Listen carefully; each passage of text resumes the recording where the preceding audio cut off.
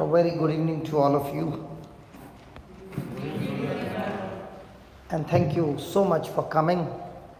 And today is the last day in this place of Adelaide. And I am so thankful to God for the seeds that have been cast out in this place. The seeds are sprouting, growing, and surely bringing in a rich harvest. Amen? Amen. So Father God, we thank you as you have been taking us through the journey of teaching us the truth. Lord, this evening we ask you to teach us on sense knowledge faith so that we understand the word of God. Teach us, O Lord, that we live by faith and not by our senses, because all our life we have been living by our senses.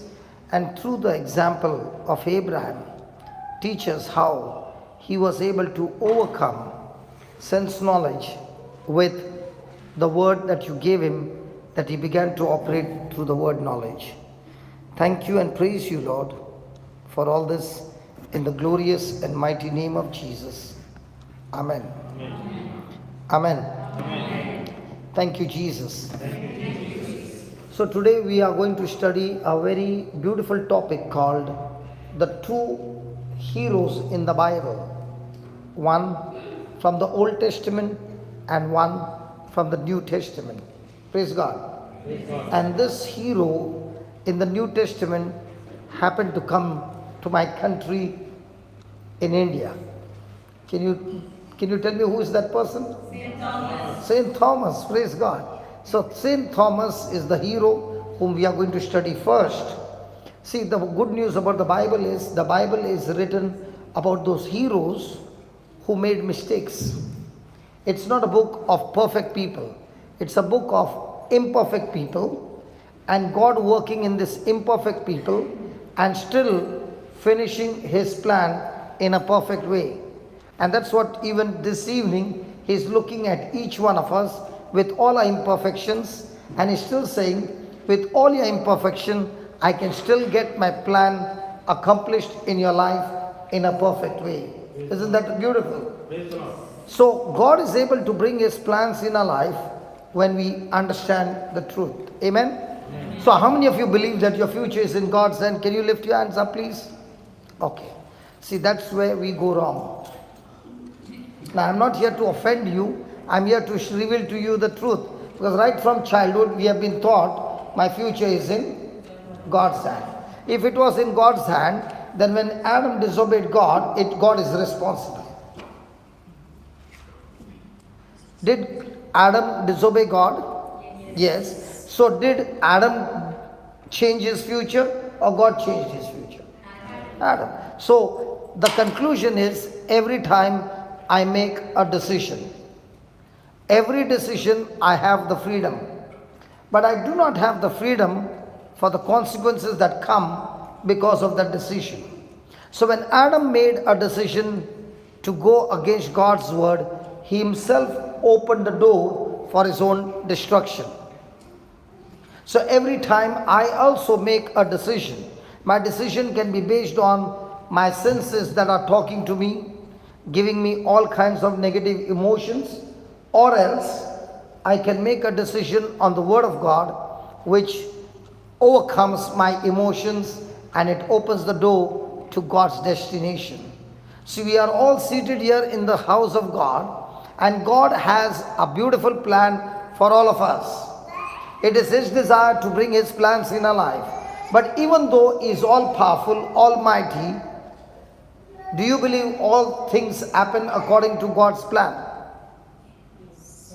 Yes or no? Yes. That's again wrong. You know why? Because it was God's plan to take the Israelites to the promised land. Right? But did it happen according to his plan?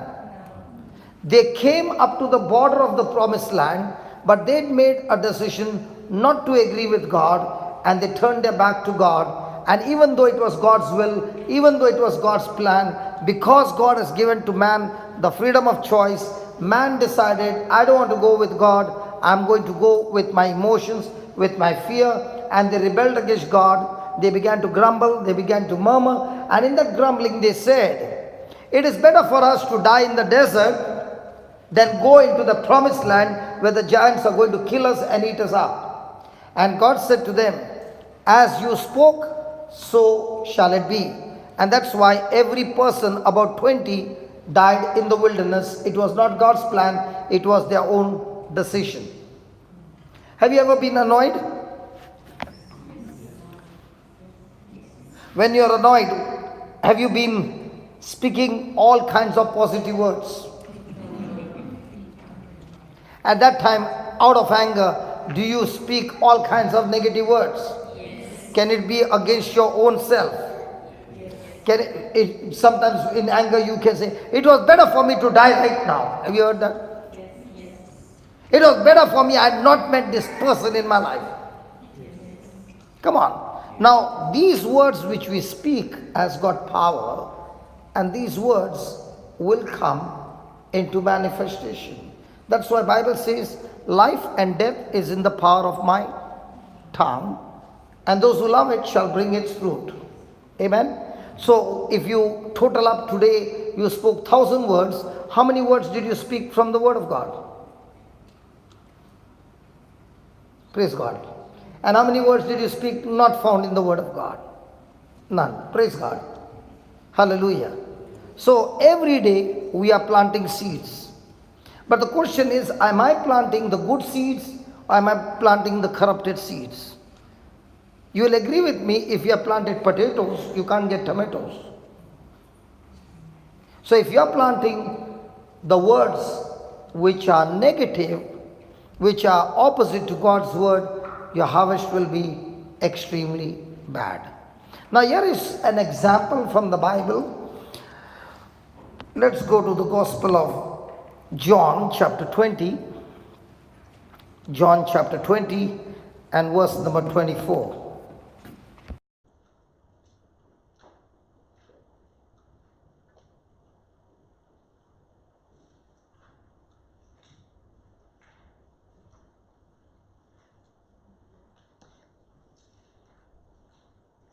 Thomas, one of the 12, called,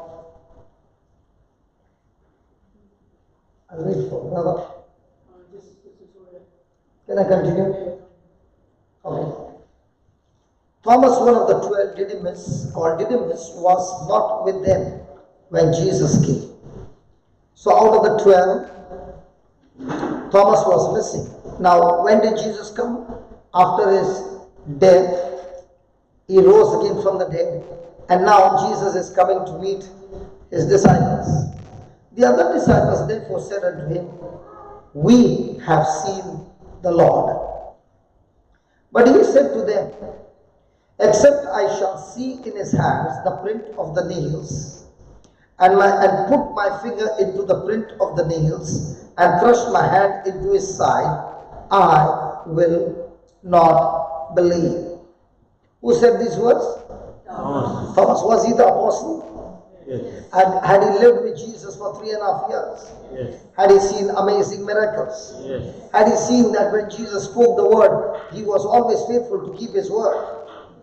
Had Jesus said before his death that God would raise him up on the third day? Yes. Had he already disclosed it to his disciples? Yes. After 8 days again, his disciples were with him, and Thomas was with them. Then came Jesus, the doors being shut, and stood in the midst, and said, "Peace be unto you." What did Jesus say? Peace be unto you. Why do you think Jesus would have said these words? Peace be unto you. Every time Jesus came, he said, "Peace be unto you."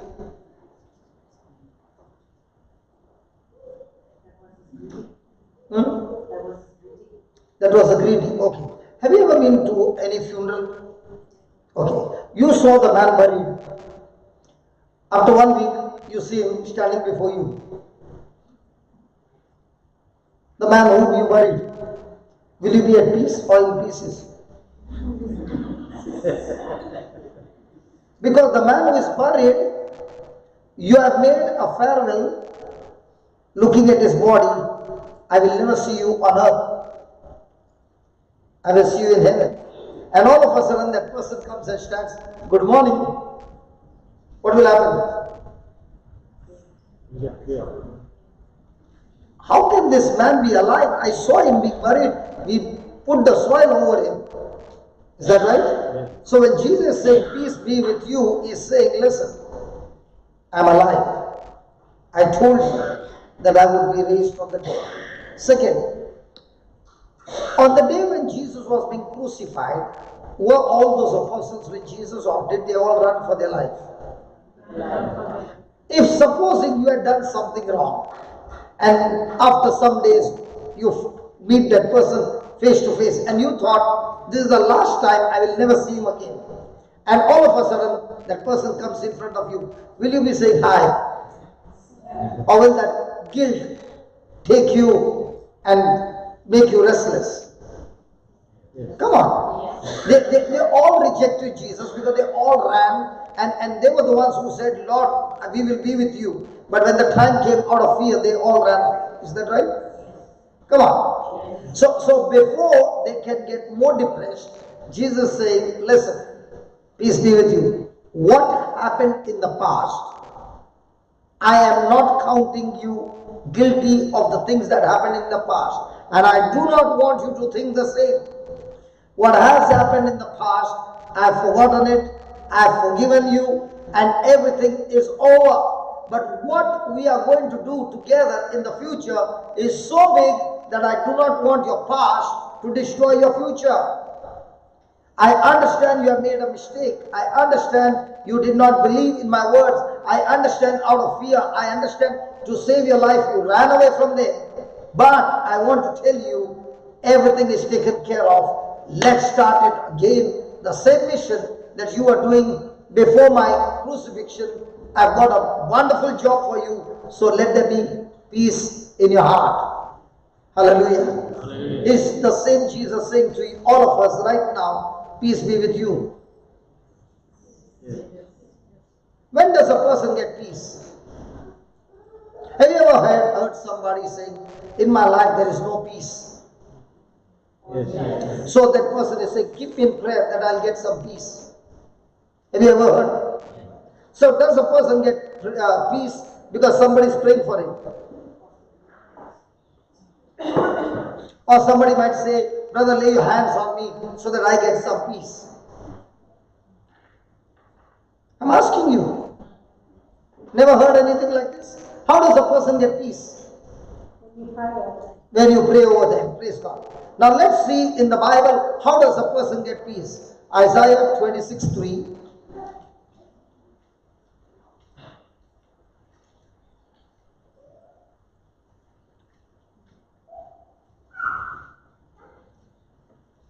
Brother, even if it is not going on extended, that screen is showing the scripture, that's good enough. They can read.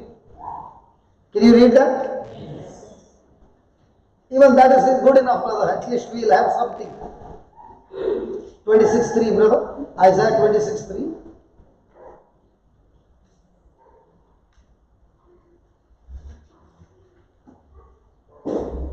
Because I want you to see on the screen, so that the next time the devil comes to irritate you, you will say, I not only know it, I have seen it on the screen. I have read it and it's in my heart. I cannot be deceived. Because every time Satan came and tempted Jesus, what did he say?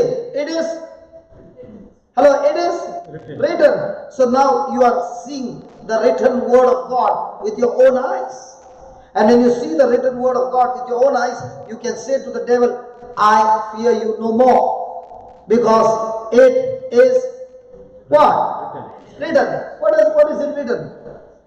Thou wilt keep him in perfect peace, whose mind is stayed on you, on thee, because he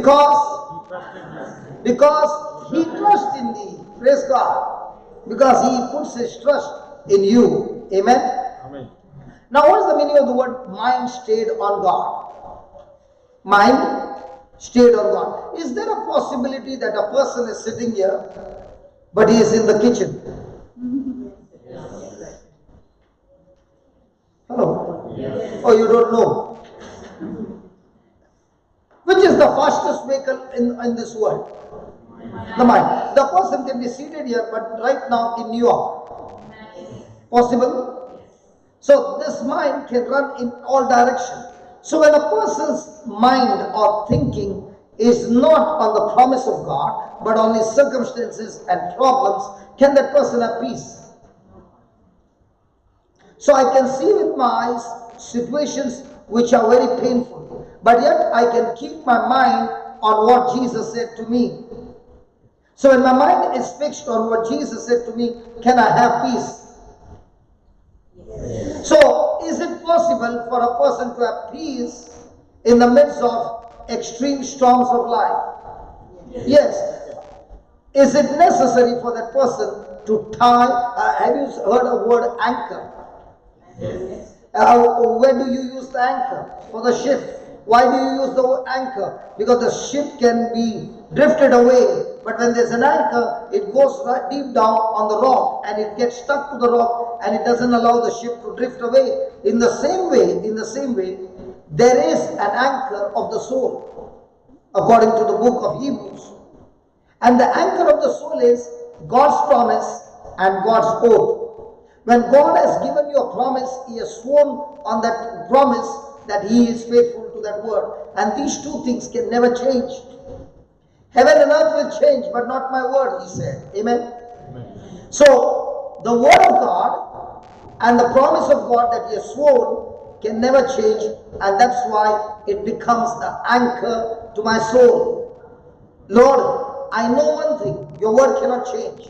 I know one thing, because you have sworn it, you have been always faithful to your word. And every time, Lord, when the word did not manifest in my life, it was not your word, but it was my unbelief that stopped me from experiencing your manifestation.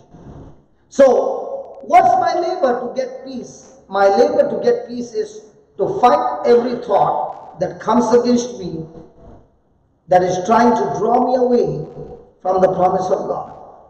And that's why He says, you, Almighty God, will keep him in perfect peace on the person who is fighting to keep his mind stayed on you. Why? Because he has put his trust in you. Say that word, trust. Trust. Is trust and faith the same?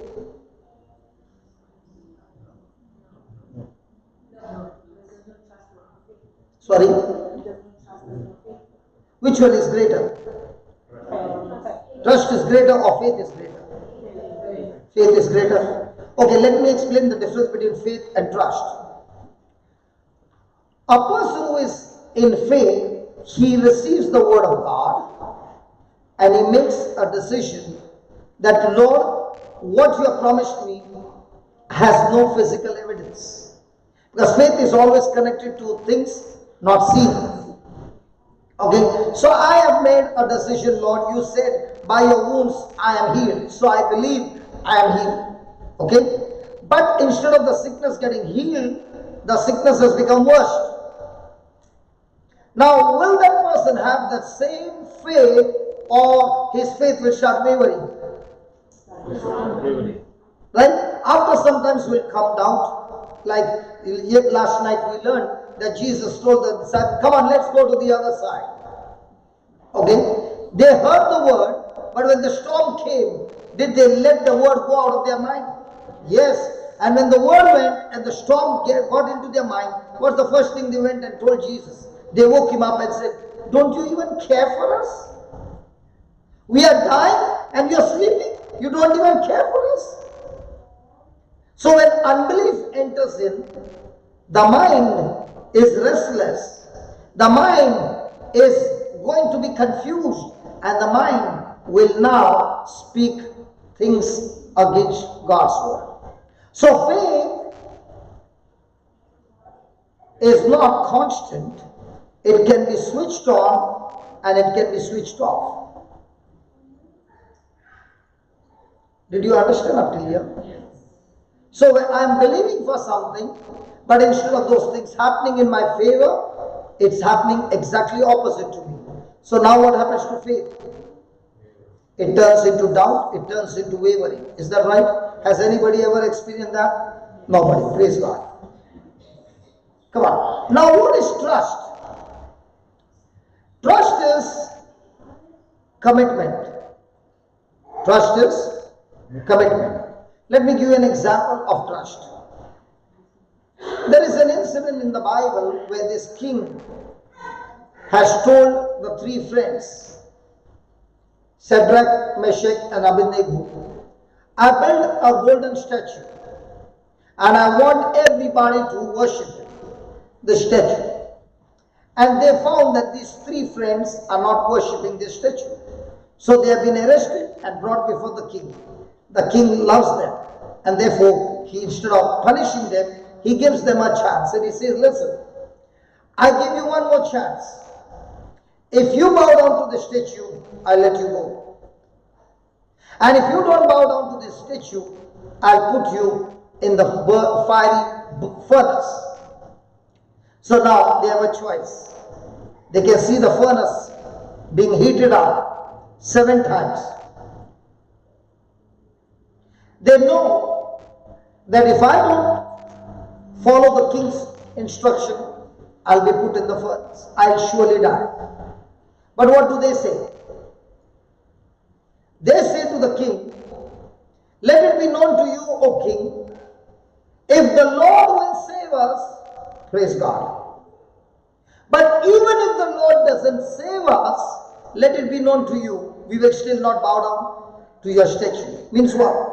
A person who is trusting in God, his relationship with God does not waver based on situations in his favor or situations going against him.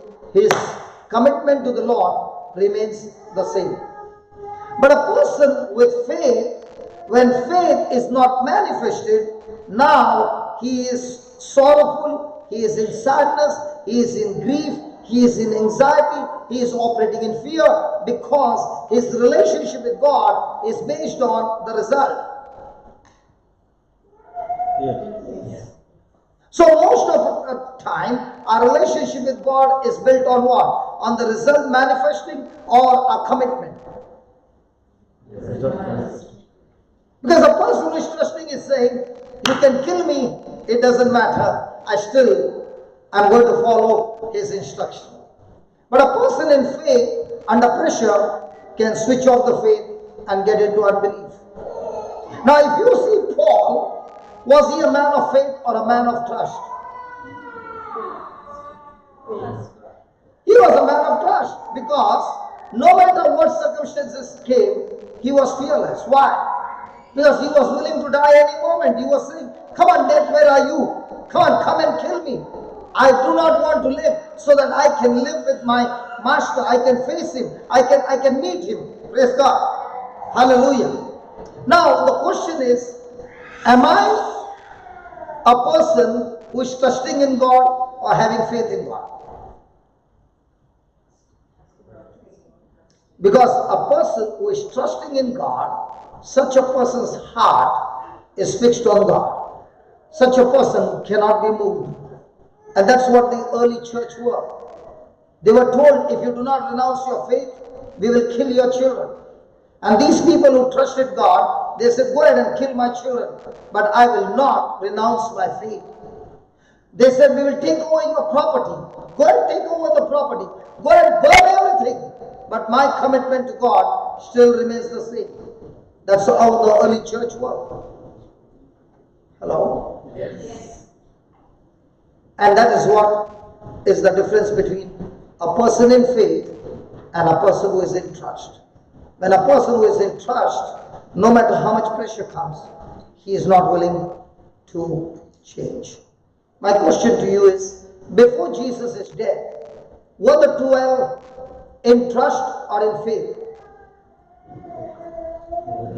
In faith.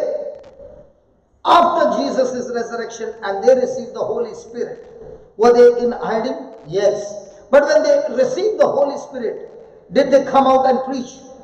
Yes. Were they facing the same danger? Come on, had anything changed? No. But what had their faith and trust inside had changed? Yes. Now, were they scared of death? Now, did everyone die a natural death or a death of a martyr? But did that stop them from going and doing God's work? And that is called as trust.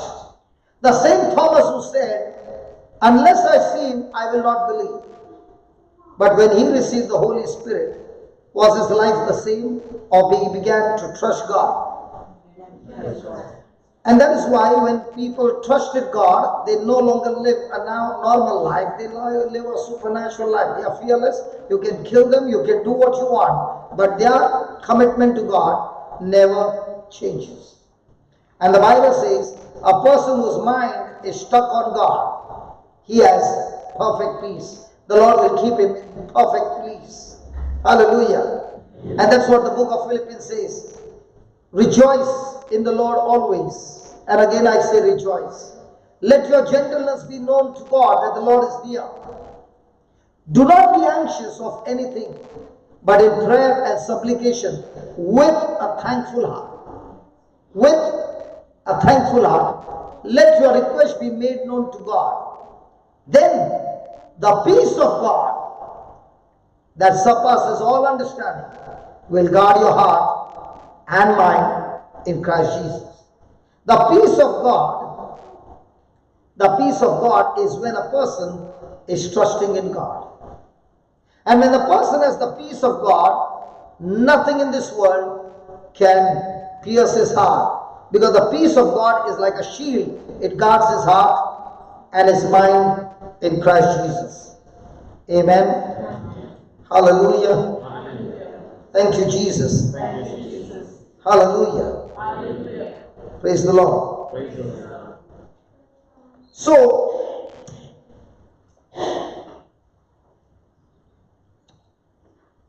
when Jesus said to Thomas,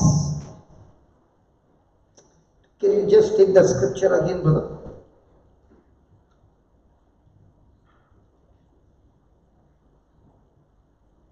Twenty 24.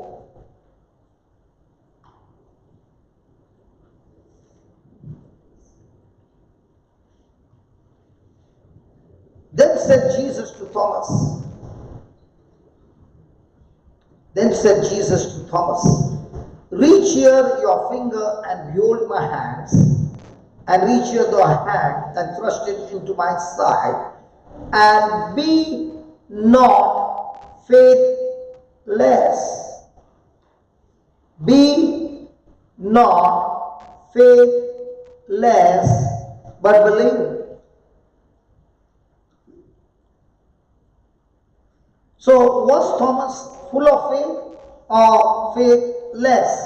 Is it possible for an apostle who has been with Jesus for such a long time be faithless? So is it possible for a person who comes to church every day be faithless? Is it possible for you and me to be faithless? So Jesus said, do not be faithless, but believing. And Thomas answered and said to him, my Lord and my God. And Jesus said to him, Thomas, because you have seen me, you have believed. Thomas, because you have seen me, you have believed me. Blessed are they that have not seen and yet have believed. So according to the words of Jesus, what Thomas gave an answer, unless I see him, I will not believe. So according to Jesus, is that the highest level of faith or the most lowest level of faith? So did Jesus appreciate Thomas for his faith? He said, Thomas, the faith you are talking about, that faith cannot produce any blessing. That cannot produce any manifestation from my kingdom. Because Thomas, what you are believing is a sense knowledge faith. It has got nothing to do with my word. Now if you just take a pause and ask a question, When you and I make decisions in life, decisions are made based on what we believe. Is that right? How does a person take decision? First comes the word. Somebody spoke to you some words. Will those words produce thoughts? Now from those thoughts, will there be emotions? Will there be feelings? And with thoughts and feelings coming in, will you make decision based on feelings? Yes.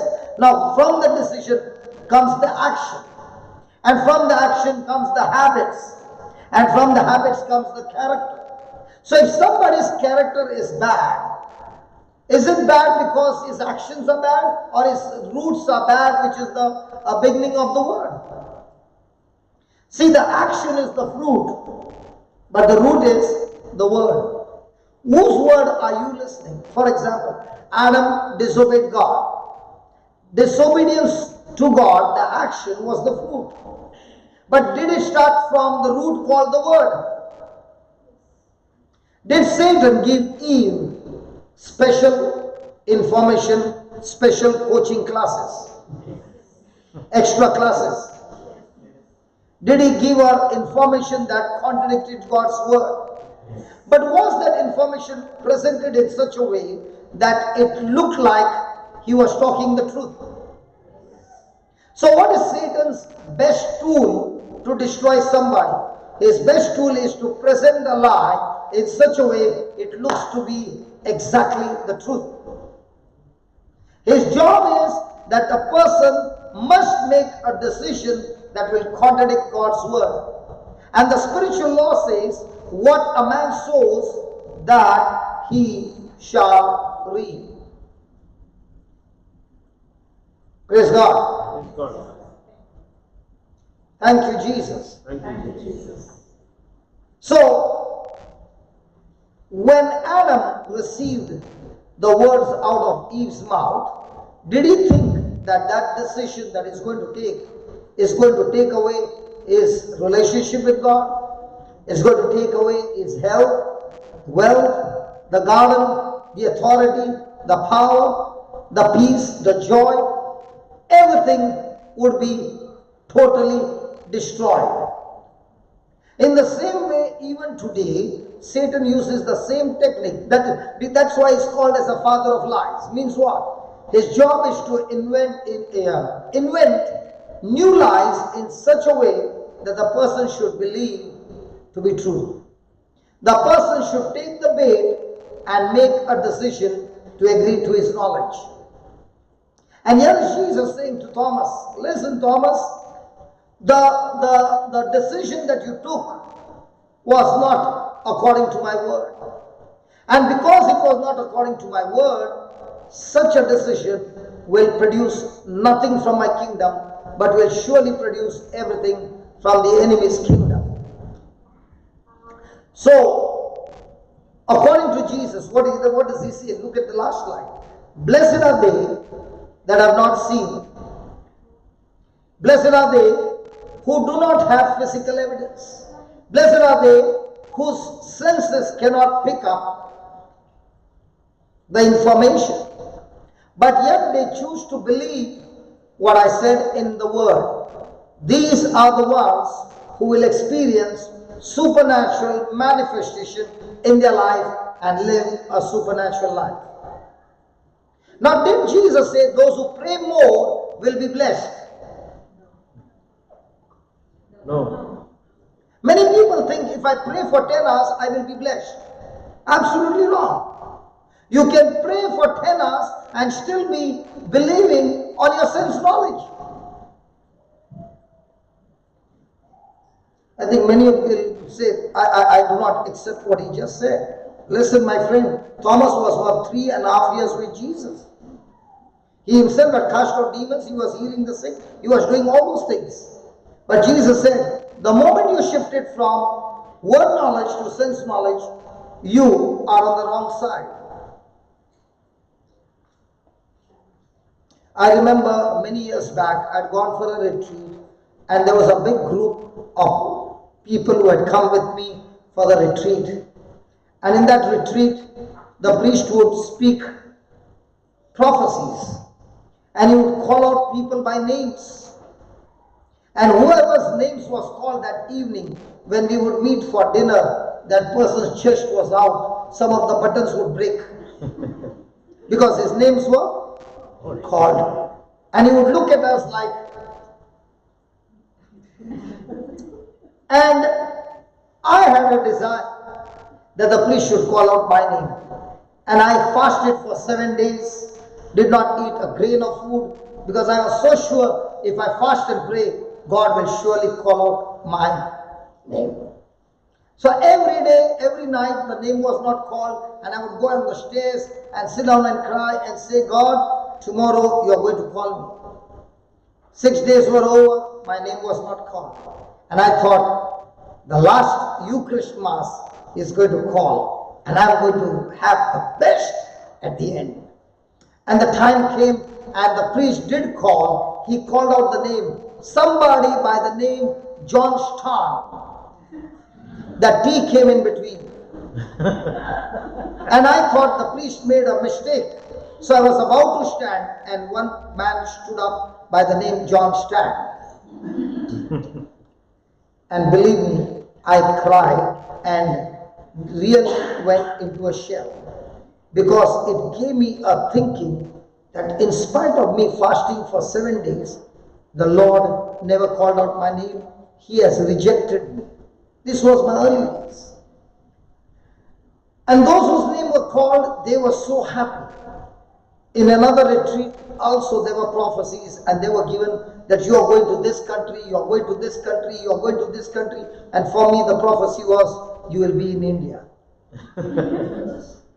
See, it's discouraging, you see. Praise God.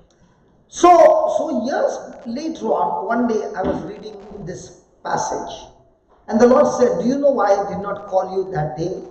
I said, no, Lord. He said, let me read this. Johnson, because your name has been called, you have believed. But blessed are those who came for the retreat, whose names were not called, and yet they believed. Hello? Hello? Are you with me? Yes. And I said, wow, thank you, Jesus, for my name not being called. Even if my name is not called, even if somebody has not done prophecy, Lord, I choose to believe your word. And your word, even though I have no physical evidence, when I believe, it becomes the highest level of faith. Praise the Lord. Can we give the Lord a big hand? Was anybody's name called during the retreat? Hello, was anybody's name called during the retreat? Now, even if it is called, they will not lift their hand. And if I had to ask this question before I could explain, so many hands would go and they would look around. Hallelujah. Thank you, Jesus. Can you write down what we just learned about Thomas, please? Please write down. Thomas only believed. And please, all what you are writing are truths. And when you practice it in your day-to-day life, every day, you are surely going to see the result. I'm not talking about physical healing. Somebody said to me, brother, why do you have physical healing every night? I said, I'm having the physical healing every night to show people how the Holy Spirit confirms the message. And if that message can kill physical sicknesses, that message can kill every work of Satan in every area of your life. Because the application is the same. Okay. Thomas only believed Jesus had risen, that Jesus had risen when he had physical evidence. When he had physical evidence. That is John 20, 24 to 29. The lowest level of faith,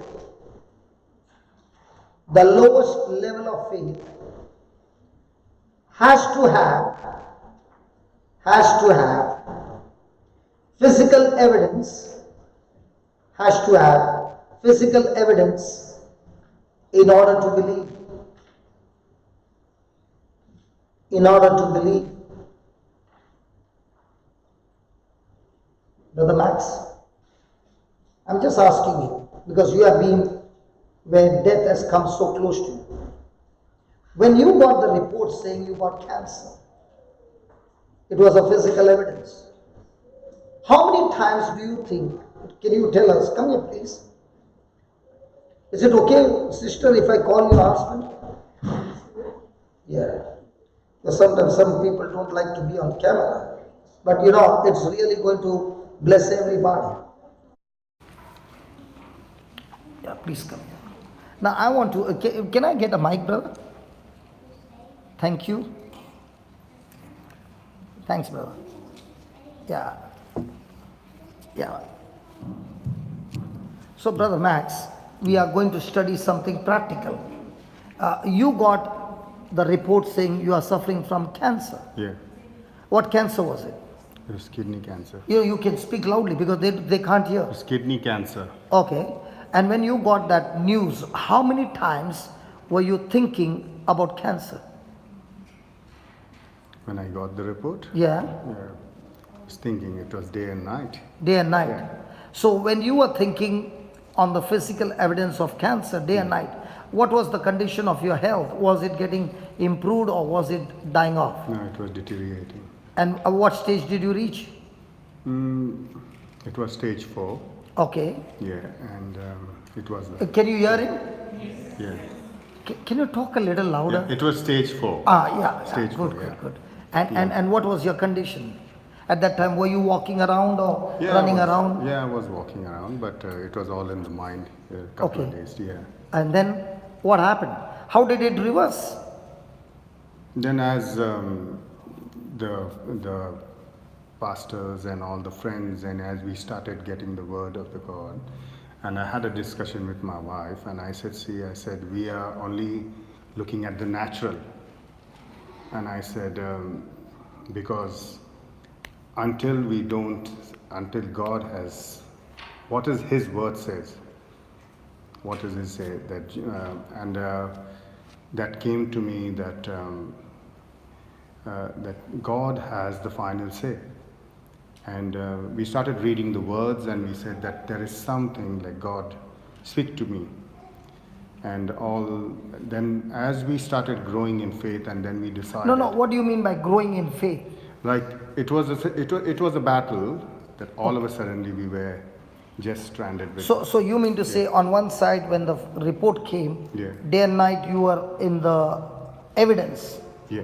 And then you had friends come in who would talk to you, Yeah. and they would talk to you how bad the sickness is. No, we were just. Oh, your friends were talking the word of God? Yes. Oh, you did not have friends who said, No, yeah, no. my neighbor also had, and we had a funeral 2 days back. We kept them out. Okay, you So, kept, yes. you kept people who came and spoke about sickness Yes. out. Yes. And whoever wants to come and meet you must speak the word of God. Yes, that was our goal from the very onset. Like when we got through. So you were scanning people before coming to meet you. That was my wife's job. Fantastic. So in other words, if just an example, if I would come and talk to him about cancer and I would give you all the details about cancer, Yes. she would keep me out. Yes, she will. But I'm your best friend. No, because that was her. Doesn't matter. I did tell somebody to just not come again, because we don't need these type of people in our life. If they Can you come here, please? Because this is very important. So there were many with Thomas Faith who came to talk to you. Absolutely. Okay, tell us. Now, There were a lot of people who came, who spoke the natural. Okay. But we wanted to focus on the supernatural power of God. okay. So we only entertained people who helped us in that journey. So anybody who is coming to talk about the sickness, you would say, please stop it and see that you don't talk anymore. Now I did tap a couple of people, took them out, and I said, see, I don't need you to be around us at this time. If you can't encourage him, then we don't need you in our life. Thank you for visiting. Goodbye. I did do that. Praise God. So now day and night people came and spoke to him on the word. Yes. So he was listening to the word. Yes. And people came and prayed over him also. Yes. Yes. So that means you reversed it. Yes. So what you were thinking about the doctor's report and the physical manifestation, you and your wife got together and began to reverse it day and night. Yeah. Then we became just absolutely. We started just living our life normally. In other words, your confidence began to come yes, back. Yes. My sister Domina, she came and she was very instrumental. Not all our friends, most of our friends here, they have been very instrumental. But one thing she told me that when Brother Johnson comes next to Adelaide, and she agreed with Tanya that you are going to testify that you are going to be cancer free. Hey, I did not know that, and I don't know why I called you. Wow, I did not know that. And the Lord said, call him because here is Thomas Yes. in the beginning, sorry to say. Yes. And then faith began to enter in. Yes. And just like Jesus said, even though you have not seen and yet you believe Yes. on my word, which is a spiritual evidence, blessed are you. So when you made that journey, what happened after that? Then we just started living from day to day, and what happened then, I said, because there were a lot of scriptures given, I said there is something, one scripture has to be, which will touch me. Yeah, all the friends were giving us, this scripture, this scripture. So then my aunt from India, because everyone around the world, all our friends from America to India, everywhere, they started praying and giving. So that was Philippines, it was 1:9 is the one who started the good work. In you is the one who will perfect it, develop it, and bring it to finish completion. Yes. Yeah. That as I heard that word, I said, that's the word for me. The one who has started a good work in you will surely perfect it To the completion. and bring it to completion. And On the day of Christ. Yes, I hold that word and I said, that's it. So the Lord has started his work. Yes. He will not leave it incomplete. He will complete it. Yes. Praise God. Amen. And that word brought the completion. Yes. Now that you have got healed, what are you doing? Now you're just living our life and you're just giving him all the glory.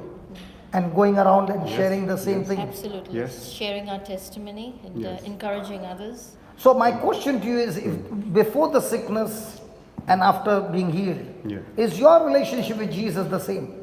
No, it's changed. It's become less now. It has become more, I've become more close and more bold. More bold, more courageous, Yes. and more confident. Yes. And now you are a cancer killer. Yes. Yeah, he's a cancer killer. Yes. I said he's a cancer killer. Praise God.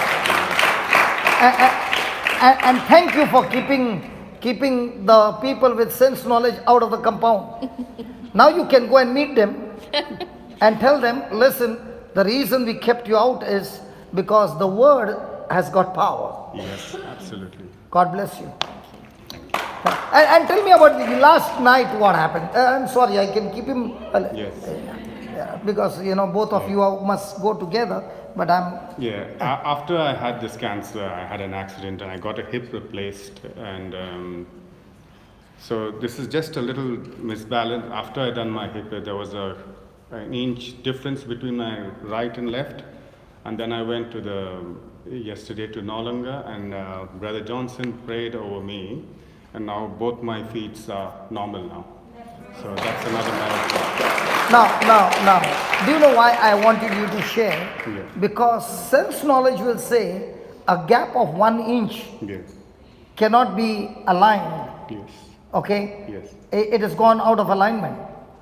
Yes. But it took only, I think, 3 minutes when I get it aligned. touched your pelvic bone and I said, whatever has gone out of alignment, come back to the right position. Yeah. And when everything was over, I said, brother, check it out. And you were surprised because you saw if there is an alignment of 1 inch, any nurses here?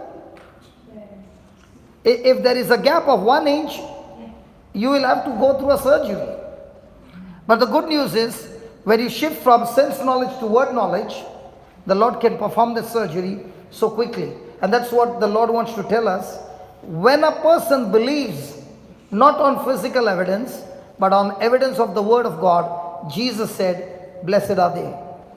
But if you are a person who is believing on sense knowledge and not on his evidence, no matter how many hours you are praying, the Lord never said to Thomas, "Well done, Thomas, for the good words that you spoke. Unless I see him, I will not believe." Actually speaking, Jesus was rebuking Thomas for his unbelief. Thank you so much. Thank you. Praise God. Can we give the Lord a big hand?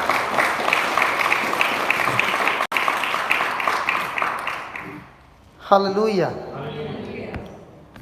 Brother, are you a Catholic or a Pentecostal or what? Isn't it beautiful that Pentecostal and Protestant are coming in the Catholic Church to receive the Word of God? Yes.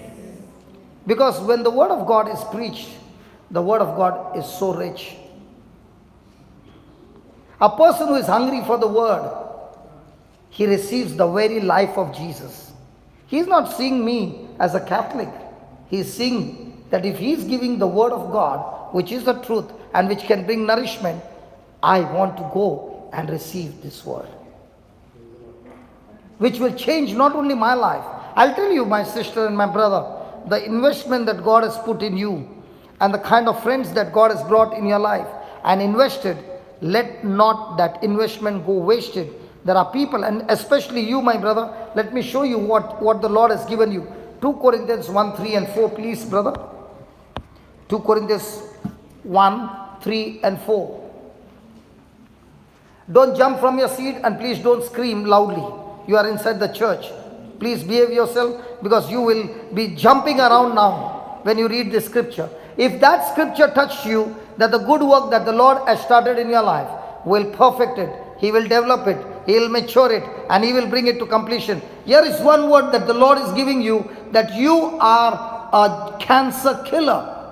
Look at that. Blessed be God, even the Father of our Lord Jesus Christ, the Father of mercy, the Father of mercy, and the God of some comfort. All comfort. The God of some comfort. All comfort. Hey, some. All. Hey, some. All. Does that include every affliction that you are going through? Yes. Yes. He is a God of all comfort. Then, who comforts the preachers? Who comforts the preachers? Are you in that us? Yes. Hello, are you in that us? Yes. Yes. Comforts us in some of our tribulation. In some. In all our tribulation, that we may be able to comfort them which are in any. So the Lord who comforted you in your affliction and given you good health, now He is saying, so that you may, not God. Hey brother, that you may now be able to comfort them which are in any trouble by the comfort wherewith we ourselves are comforted of God. So what does that mean? The anointing that killed cancer in your body, that same anointing, when you go and touch people with the scripture, you can say, Lord, according to you, I am now empowered to heal the sick. According to you, I am empowered to touch people and comfort them in any kind of trouble. Do you know what's the good news? The very trouble you have been in, the Lord not only brings you out, He brings you out teaching you how to come out with the Word of God, so that now you can go and touch others. Why am I so sure when somebody comes and I lay my hands and they get healed? Because this scripture has given me authority, guarantee, assurity, and this is my spiritual evidence that through this evidence the healing will take place. People will be comforted. Are you understanding? Yes. In your life, has God comforted you somewhere in your life in the past?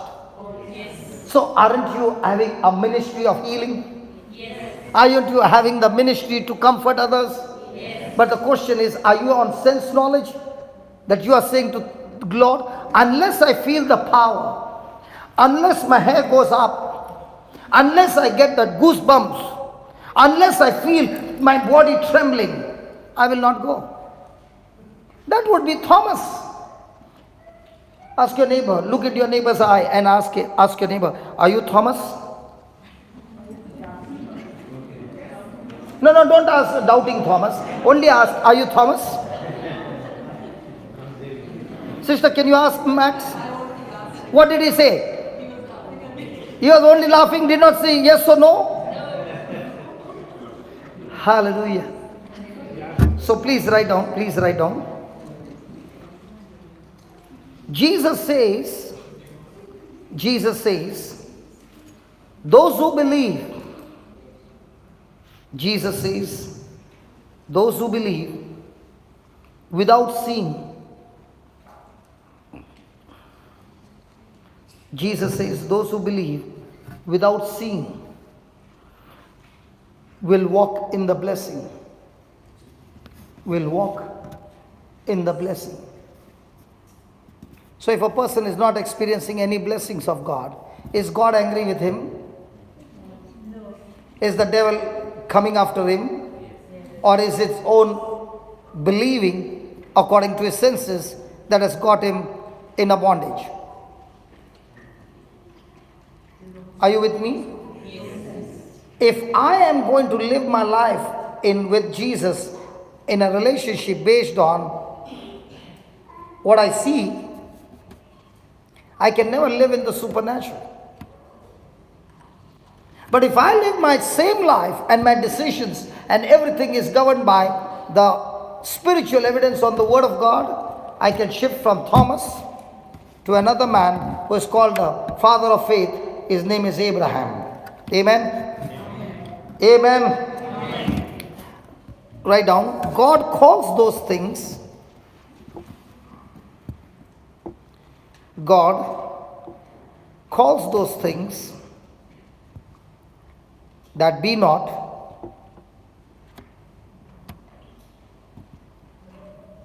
as though they were.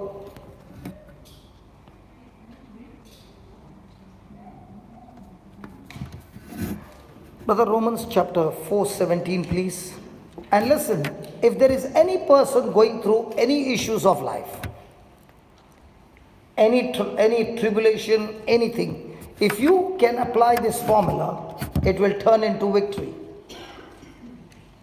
Whether it's your marriage, whether it's your finances, whether it's your children, whether it's your job, anything in this world, when you apply this application which Abraham applied, the impossible will become possible in your life. Are you ready? Are you ready to study it? Yes. Okay. Romans 4:17.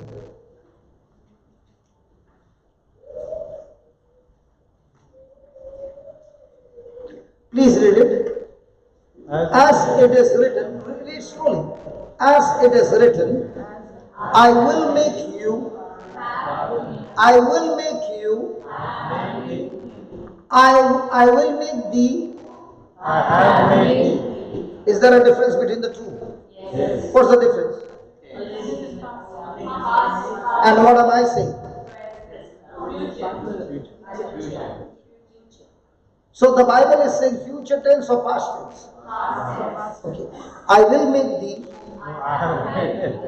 I have made thee a father of many nations. Pause. When did God call Abraham? When he had children or when he had no children? When do you call somebody a mother? When she has children or when she has no children? When do you call somebody a dad? When he has children or no children? And when did God call him father? How? When did God call Abraham a father? When he had children? Or when he was childless? So, according to the word of God, did God call him by that name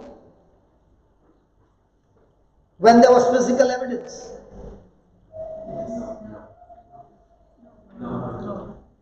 The physical evidence said no children.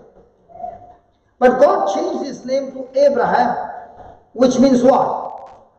Father of many nations. Somebody today called her children as kid. I'm going to pick up my kids. I said in English, what's a kid? The young one of a goat. So I said, when did you give birth to goats? So the person said, you did not understand, brother, it's spoken in English. I said, it's spoken in English, but remember, every name has power. Before Abraham could receive children, God changed his name.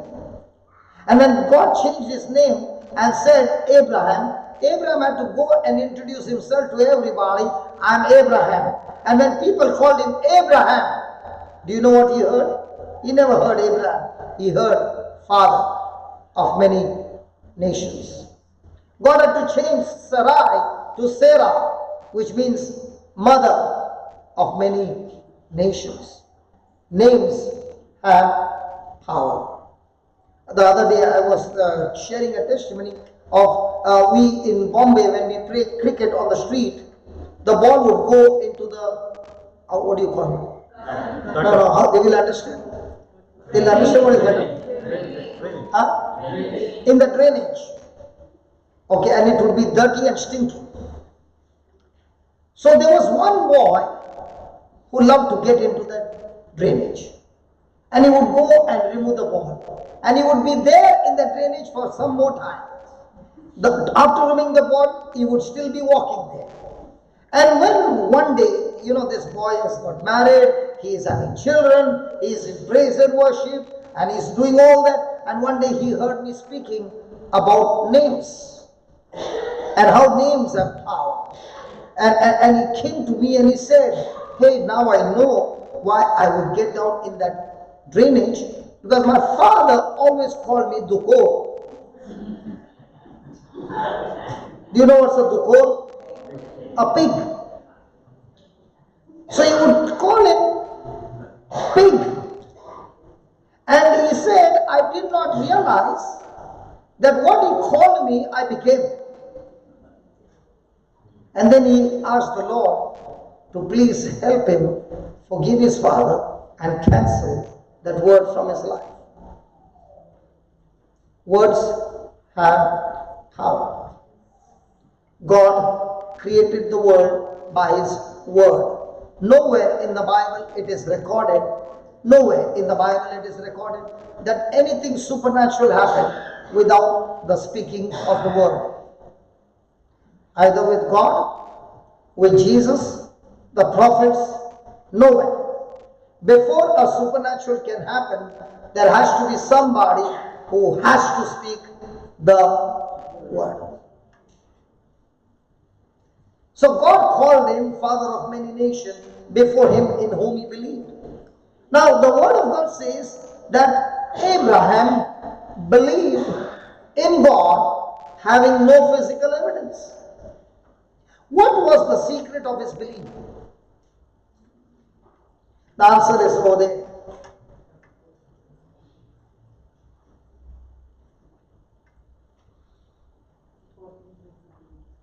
See that? Now, why did he believe? What was the secret? Before him. What is the meaning of the word before him? Now, my brother Xavier is sitting here and I'm standing before him. So we are in each other's presence. Are you following? So, in other words, Abraham was in the presence of God. Now, what's the meaning of the word presence of God? Presence of God is when a person's mind is full of the memories of what God has done and who God is. Now, can a person be seated in the church and his mind wandering somewhere else?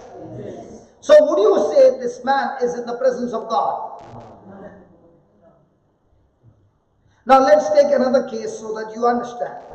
Was Paul and Silas in the prison? Yes. Did they cast out demon from a slave girl? Yes. Were they beaten up with rods? Yes. Were they imprisoned? Yes. During midnight, what were they doing? Praising God loudly. Now when a person is unjustly put in the prison, will his mind be full of God or full of injustice done to him? Will his mind be full of God or the pain he's going through? Will he be full of God or the death sentence waiting for him? But we find Paul and Silas have turned their mind or turned their face from the situation and they are praising God. Now, are they in the presence of God even in the prison? So can a person be in the presence of God in any place? And can a person be in the church and still not be in the presence of God? Are you following? So in the presence of God, they were praising God, and there was suddenly an earthquake, and the chains broke, and the doors flung open, and everything was open. Now they had freedom. Did they run away from that place? Why did they not run? Come on. The Lord opened the door. The Lord broke the chains. It's time for Paul and Silas to get out of the prison, isn't it? Did they get out? Why not? Somebody said. Sorry? They are? Trusting God. Trusting God. Something more. They did not want the jailer to be in trouble. They did not? Want the jailer to be in trouble. Oh. Somebody? They wanted to preach the word. You're missing the best part. When they were praising and thanking God and worshipping God, where were they? In the prison. Yeah, physically. Spiritually, where were they? In the presence of God. And in the presence of God, when they saw the glory of God, who wants to go home? See, that's what happened with Jesus. When people came to meet him, Jesus would be teaching for 3 days, 3 nights. And people all sat down. It was only after 3 days and 3 nights he realized that they are hungry. And he said, please feed them something. Why were they sitting there? Was it the miracles? No. They were engrossed in his teachings.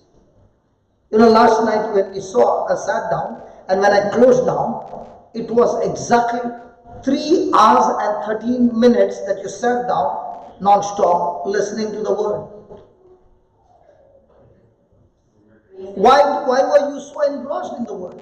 Because it is the presence of God. The presence of God will keep a person fixed on the word. Hallelujah. Hallelujah. So in the presence of God, what happened to Abraham? He believed. Now, how do we enter the presence of God?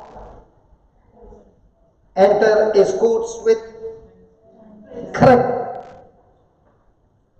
Enter his gates with and his courts with thanksgiving and praise. Now, thanksgiving and praise about what? What the Lord has done. Now, what was Abraham doing? He was recalling the 24 years that he had spent with God, and everything that God had told him, he had brought it into manifestation. So all the time he was thanking God, there you helped me. In that battle you helped me. When my wife was taken by the king, you helped me. Lord, you are so good. Everything you told has come to pass. And he's reminding himself of the good things. Now, sorry, Brother Max. When you were thinking about cancer, were you in the presence of God or the presence of darkness? Darkness. Now what happened to you? You were dying. Now when your friends came and they spoke to you the promises of God, they encouraged you, what happened? You shifted from the presence of darkness into the presence of God. When you are in the presence of God, God will show you the path of your life. When you are in the presence of God, there is fullness of joy. Give me, brother, I think Psalm 16. Is it Psalm 16? The last verse. The last verse. 16, the last verse. Please read that. Oh Lord, you will show me the path of life, for in thy presence is fullness of joy, and at your right hand there are pleasures forevermore. So what was Abraham practicing every day? He was practicing every day God's faithfulness. He was practicing every day recalling the goodness of God. Do you remember Mother Mary? She also treasured many things in her heart. What did she treasure? Jesus in her womb, not in her heart. What did she treasure in her heart? The prophecies that were given to her, she treasured in her heart. Is that right? When Simeon said something, she treasured in her heart. When the prophetess Anne said, she treasured in her heart. When the shepherds came and said, she treasured in the heart. The 3 wise men came, she treasured in her heart. When he was lost in the temple and he said, I must be doing my father's work, she treasured in her heart. But did she treasure when Joseph took her on a journey to Bethlehem, 120 kilometers, and she had all the hardship and she delivered the baby in a stable? Did she treasure those things? Supposing, Xavier, you are Joseph, and she is Mary, and she is pregnant, and you are taking her to Bethlehem for delivery. 120 kilometers only on a donkey. And it was your plan. Obviously, she will ask you, have you made some reservations? And you will say, don't worry, darling, I've got great influence. Then she will say, have you decided the nurse and doctors and all? Don't worry, this is my first time, but I can do the delivery. Okay, darling, have you brought the tools? Yes, I got the saw, I got the hammer, I got the plier, I got the screwdriver, I've got everything. Now, what do you think Mary will tell you? He said, don't make me open my mouth. This is the last day. Everything is gone peaceful. Now, my question is there going to be some conversation between the wife and the husband? And if it was the husband's plan, and after going there is no place to stay, encouraging words, possible?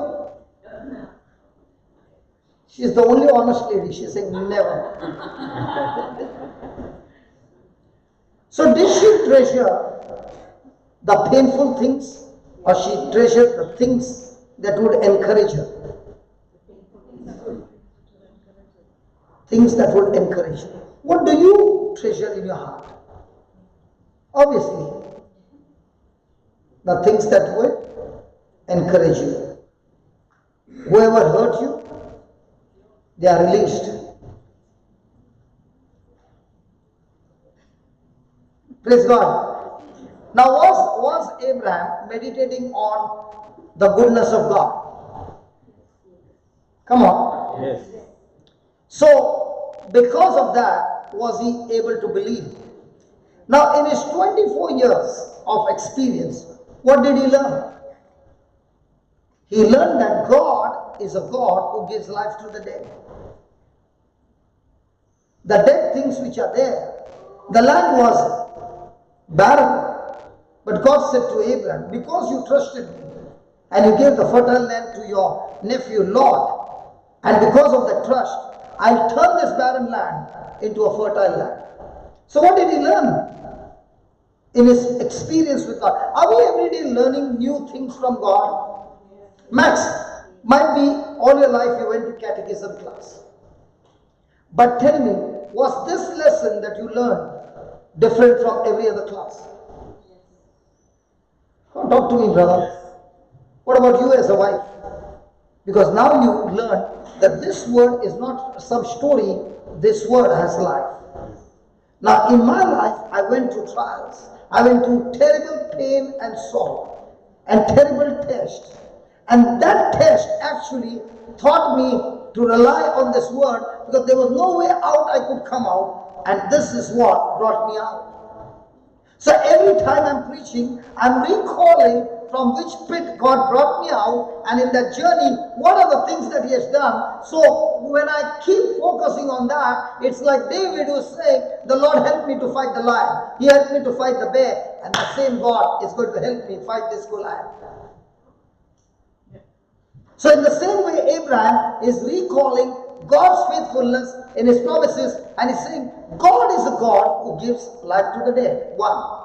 Two, He is a God who calls things. Do you call things, come here, or do you call people, come here? But God calls things. Put that Romans 4:17, brother.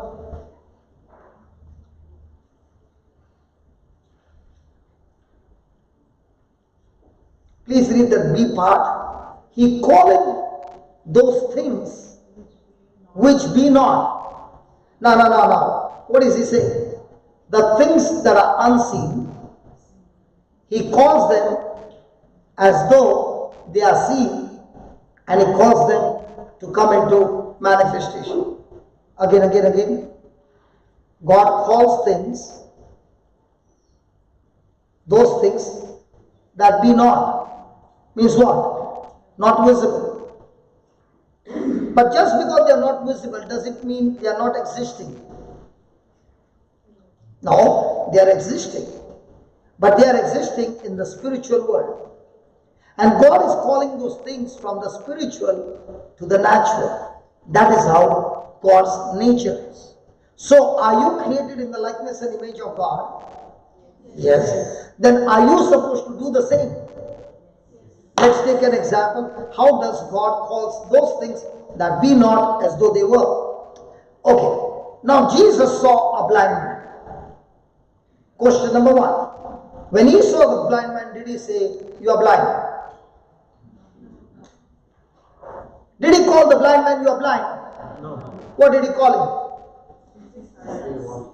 Somebody said, receive sight. So what did he call? He called sight from the spiritual to the natural. Praise the Lord. Okay. Thank you, Lord. Thank you. Have you ever been to the restaurant? I'm talking about not a picture, real restaurant. Yes. There's a waiter there. Does he give you a menu? Yes. From where you are sitting, can you see the things inside the kitchen? But on the menu, what is written? Are you sure it's there inside? So when you are placing the order, what are you doing? You are calling from the kitchen the stuff, that portion of the stuff to come on your table. Oh my God. Yes. Did you get that? Yes. Hello, did you get that? Yes. How did you get that? Yes. Who is getting that from the kitchen, that stuff on your table? The waiter. Yeah. But unless you place an order, it's not coming. Yes.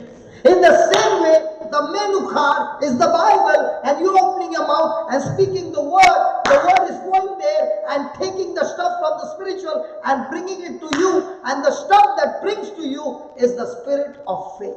Praise the Lord. Praise the Lord. Let me back up this. Let me put some more stuff in this. Oh, Jesus. Give me 2 Corinthians 4:13, and then we will come back. 2 Corinthians 4:13. Oh, Jesus. Thank you, Holy Spirit. I thank you, Lord. Understanding is opening up. Thank you. 4:13. We having what? The same Spirit. Hey. I thought when I was born again, Jesus' spirit of faith was high. Apostles were here, then here, and then here, and then here, and I'm somewhere there.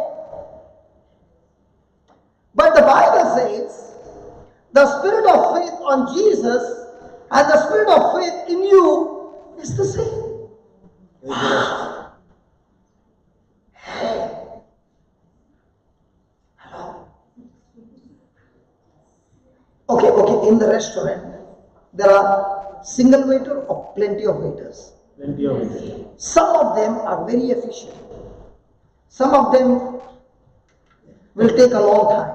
Is that right? But now he's saying, in our case, the spirit of faith who delivers the goods is the same.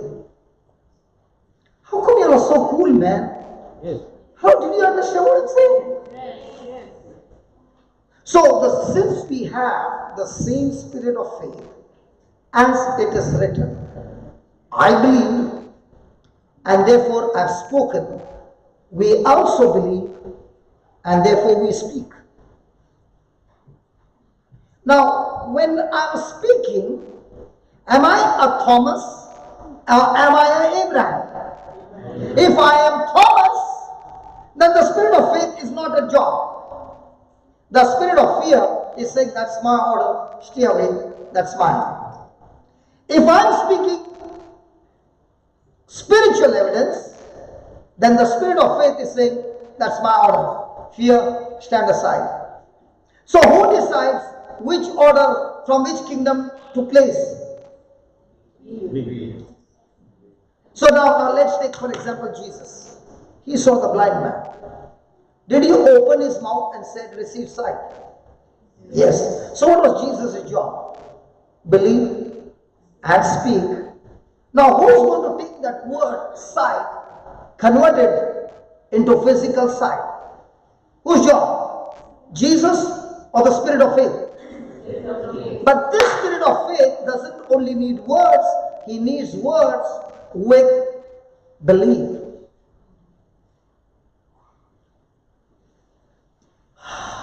I don't know whether you witnessed last night when my brother said, I've got a problem in my hip and there's a gap. When he said these words, I was very excited. Why am I excited? Because I've seen so many cases that have been fixed in 3 minutes. See, a doctor who has been doing eye surgery all the time, he is a specialist in eye surgery. Are you following? So when he sees the eyes, he says, it can be done. Yes, Yes, in the same way, a person who is on spiritual evidence every day, he says, this can be done. I know. So now the belief is on the highest peak or at the lowest peak? Now when he's saying, receive sight, when it is the belief is high, it's not on sense, it's on the word coming from your spirit. The spirit of faith brings forth the manifestation. Come here, Baba. Your eye got healed, no? Come here. Come quickly.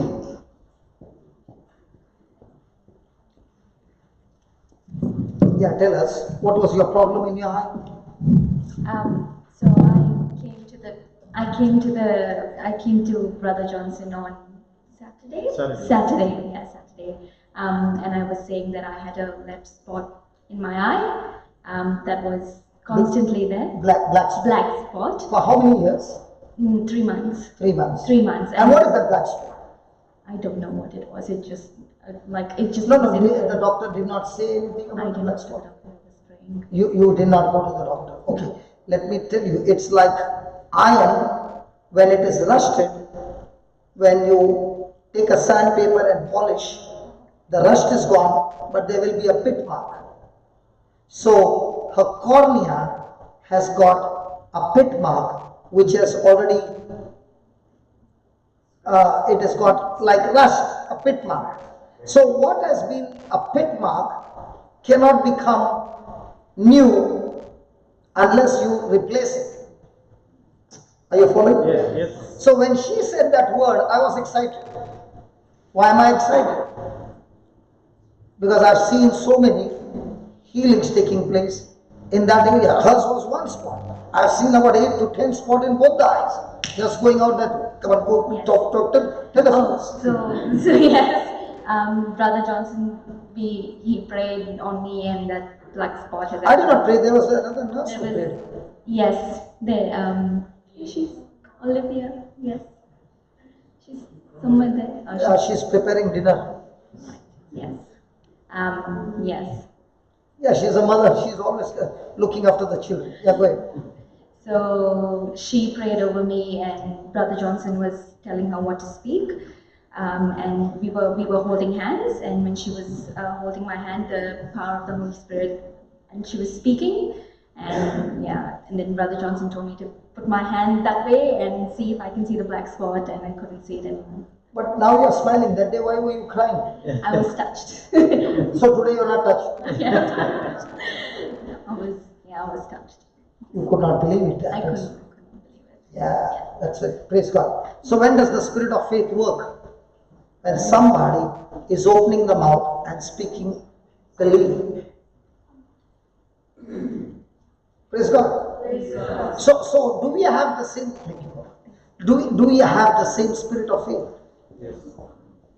You know what the Lord said? Can you close your eyes? There might be somebody who is going through cancer. There might be somebody who is going through an eye problem or anything. As these two testimonies are said, your believing has opened. Your heart has opened. So let me speak the word of belief and you receive on the other side. And now we will see the spirit of faith going and setting you free from any kind of trouble according to the word of God. Are you ready? Yes, sir. So are you going to rely on physical evidence or spiritual evidence? Spiritual evidence. So your healing is depending on God or on you? Honor. Huh? Honor.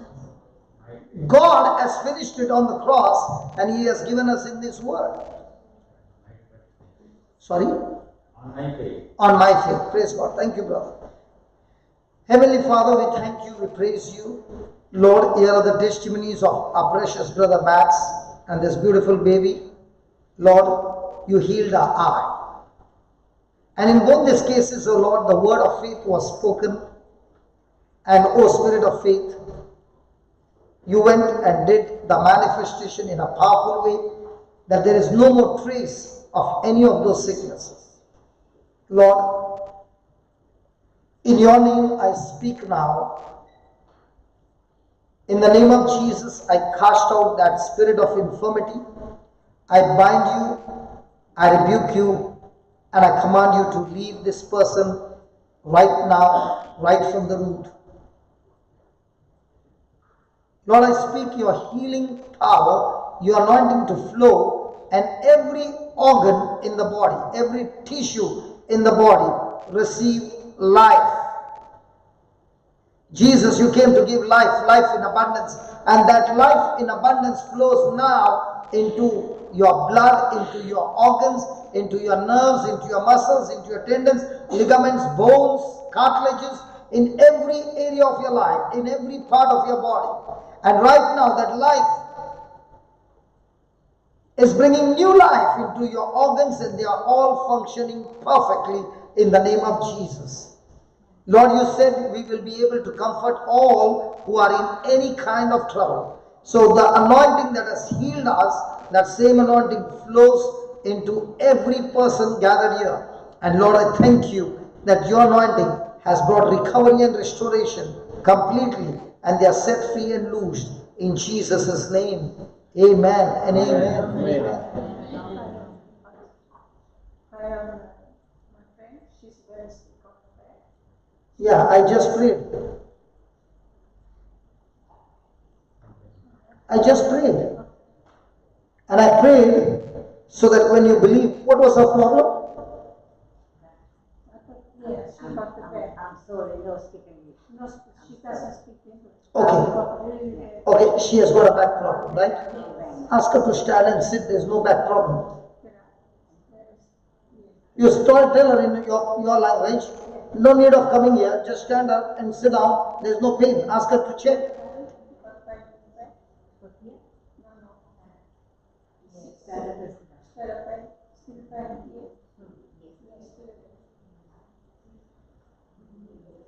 Do you have pain now?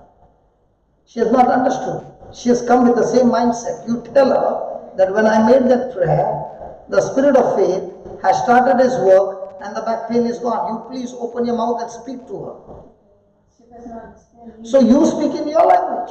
No, I'm Italian. She's not Italian. She is speaking which language? No speak English. No speaking English. What language? What the language does she speak? Albania. Albanian. Language of Romania. Albanian. Albanian. Anybody speaking that language?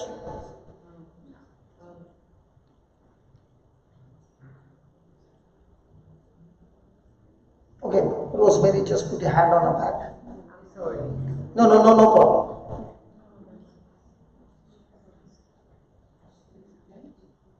Yeah, close your eyes. Say the prayer, Rosemary. Can we write till that she will fix it up?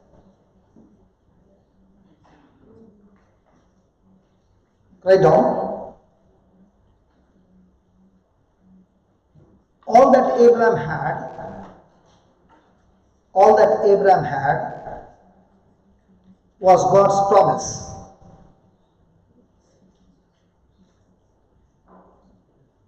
There was nothing in the natural. There was nothing in the natural that supported his faith. That supported his faith. The highest level of faith,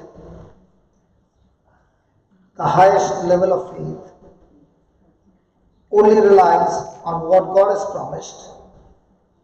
Only relies on what God has promised, regardless of outward negative circumstances. Regardless of outward negative circumstances.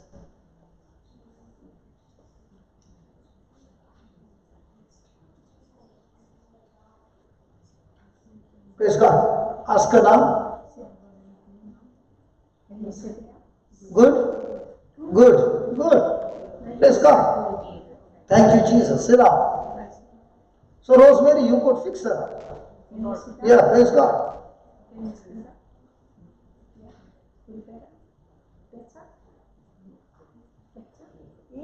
Yeah, no pain. Yeah, good. Yeah, sit down. Now, my question to you is, she got a healing, yes? Did she get a healing? Yes. Will she be able to keep her healing?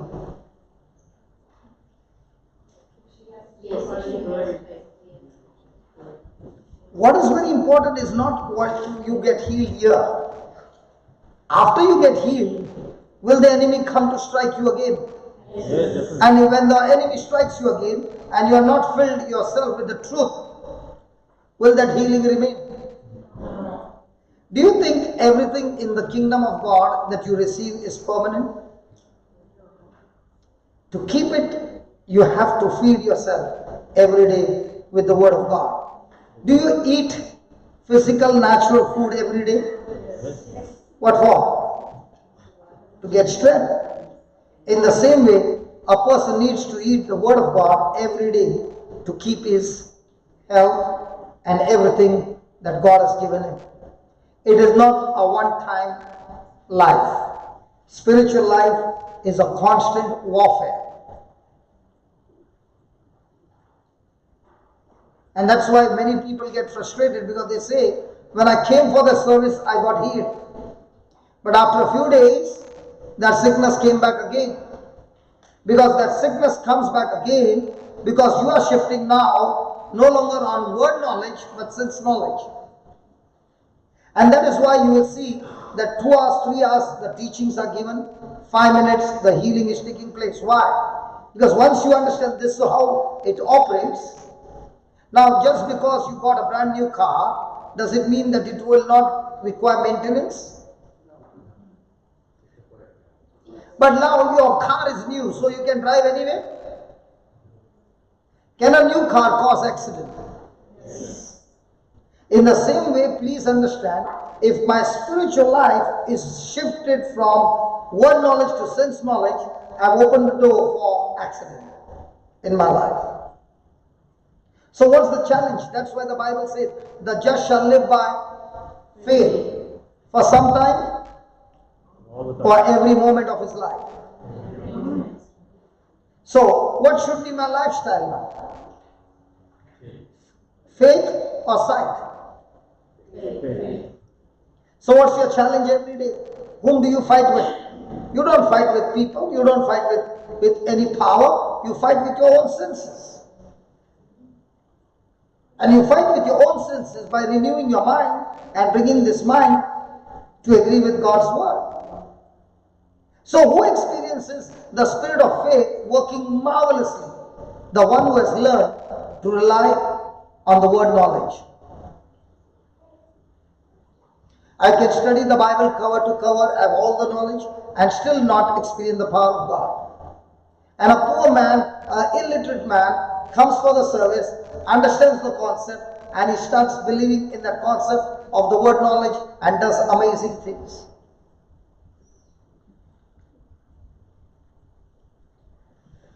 Praise God. Hallelujah. So now let's study that again. God gives life to the dead, Romans 4:17, and calls things that be not as though they were. Now, whatever you are going through in your life, whether it's your crisis, your finances, your health issues, your children, or whatever, to fix that problem, God has given you His promise.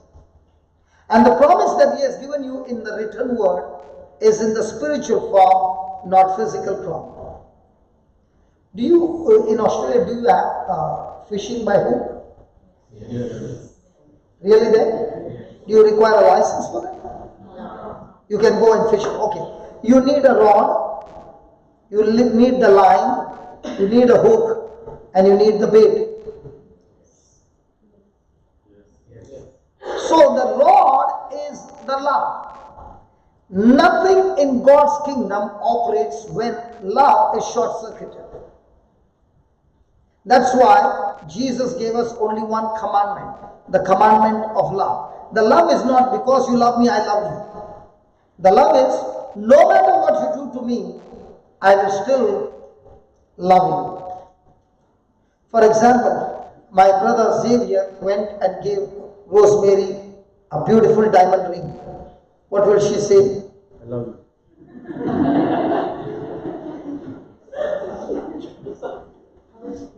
You mean to say because you gave her, she will say I love you, without giving she won't say? He's saying, why are you asking me all that? Okay. Many a times it so happens that our love is based on the other person's performance. Anybody married? If the spouse is not performing the way I want, I can get offended. But when you look at Jesus' love, is His love based on the other person's performance, or His love is based on His commitment and His decision to love you anyway? Now when a person is operating in that kind of love, which is called an agape love, one-sided love, not two-sided. Human love is always two-sided. God's love is only one-sided. So when a person has made a decision, I'm going to live on one-sided love, that's the rod. Okay? The line is the word of God. Okay? So without the word of God or without the promise of God, there is no line. Praise God. Then comes the hook. The hook is where your faith is, which goes and attracts your miracle. And the bait that you put is your confidence. Because the Bible says, do not cast away your confidence because it brings forth great reward. So why do you think when you're believing so much and you're praying, the devil comes and shakes your confidence? Because once the confidence is gone, now the devil can put unbelief in you. So love, the word of God, which is the promise of God, which brings faith. Faith comes by hearing and hearing by the word of God. Faith, and to that faith is the bait called confidence. Then you need to throw. And what is the throw? From your mouth, that word is coming out. It's coming out with love. It's coming out the promise of God. It's coming out mixed with faith and believing. And it's coming out with confidence. Now, for example, last night, when Max stood there and he said, I've got a problem in my hip. Now, what did I use? I used the promise of God. What was the promise of God? Jesus, all your bones were out of joint. By that pain, his bones are aligned and healed. I used the promise, believed in the promise with my faith, had confidence, no doubt, and spoke it out of my mouth. What did it happen? It brought forth the healing of his miracle from the unseen to the seen. This is called as spiritual fishing. Yes, brother. Yes. Yes. So for everybody, has God given in your account the things that you need? Yes. Yes. If you don't know, let me show you. Give me 2 Peter 1, 3. 2 Peter 1, 3.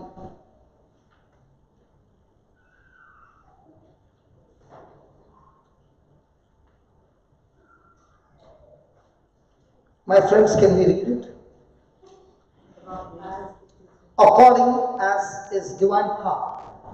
Oh, it's not yet come. 2 Peter 1, 3. 3 and 4, brother. Come on, read it please. According as his divine power Has given unto us. has given unto us or will give unto us. Has given us. A will. Has. Will. Has. If God is saying he has given unto us, what are you saying? God, thank you for giving me, or God, please give me. So when you are saying, Lord, please give me, is it sense knowledge or word knowledge? So God has given unto us some things, all things. Supposing, sister, you took a big amount and you are the sister. You took a big amount and out of love you put it in her account. Now the money is yours or hers? Hers. Now I am the manager and I saw that you took the money and put it in account. After 1 week you came and said, out of that money that I put in account, I want 10%. Can you please withdraw and give me? Will I give you? Why not? But it was your money. So in the same way, God is saying, when I put it in your account, don't come and ask me because I cannot give you. Yes. Yes, brother. Yes. Are you following? Yes. Yes.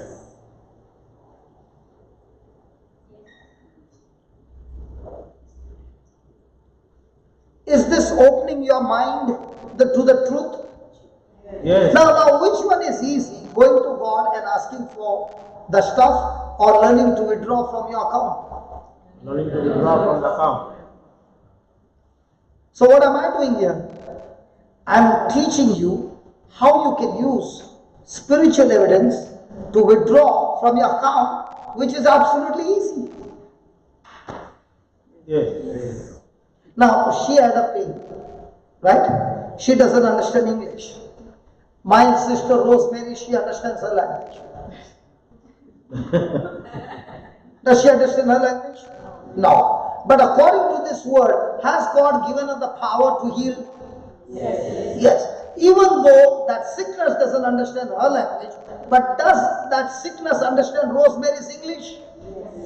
So when she is saying to that sickness, get out of her, will that thing have to go? Yes. Yeah. Are you following? Yes. That's why I did not go to heal her, because if I were to heal her, then you would have said, brother has got tremendous power. No, brother does not have power. God has power, but he has put in my account. I know how to take it from the account and use it for God's kingdom. Praise the Lord. Are you following? Are you following? So what did I do? I told Rosemary, please fix her up. Now she would have been under tension because the whole church is watching. But yet she did it with whatever faith she had. How much faith do you require to move the mountain? That much is there? Hello, that much is there? Yes. So every time you're praying, you say, I got more than the mustard seed. Now you've got to back off. Are you getting it? Yes. Okay, let's come back. His divine power has given unto us all things that pertains to. So any person who is saying here, sitting here and saying, Lord, I want to live for your kingdom and I'm going to use the resources that you have given for your kingdom. He says, listen, everything you need to fulfill your assignment, I put in your account. So which one is better? That I ask him to, what he has put in my account, do I need to ask him or learn how to withdraw it? So am I supposed to ask you or learn to withdraw withdraw from my account. Are you getting it, Baba? Are you getting it? So should I look into other person's pocket or look into my account? Are you following? Yes, brother. 21 years I'm living like this, and it's such a joy because I've learned how to withdraw from the kingdom of God. If I put my hand in your pocket, it will come small currency. But if I withdraw from the Lord's account, which is in my account, spiritual account, I can get big amount. So we are going to learn that next time. Now. Yeah, next time. Now. No, next time. Now. You want to learn this time, next time? Now. Yeah, when it's money, we want to learn now. It's not about money, it's about everything, okay? Praise God. So that pertains to life and godliness.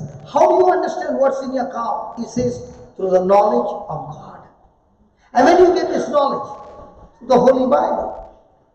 And this knowledge which you get in the Holy Bible is saying, I've called you to glory and virtue. You know what is glory?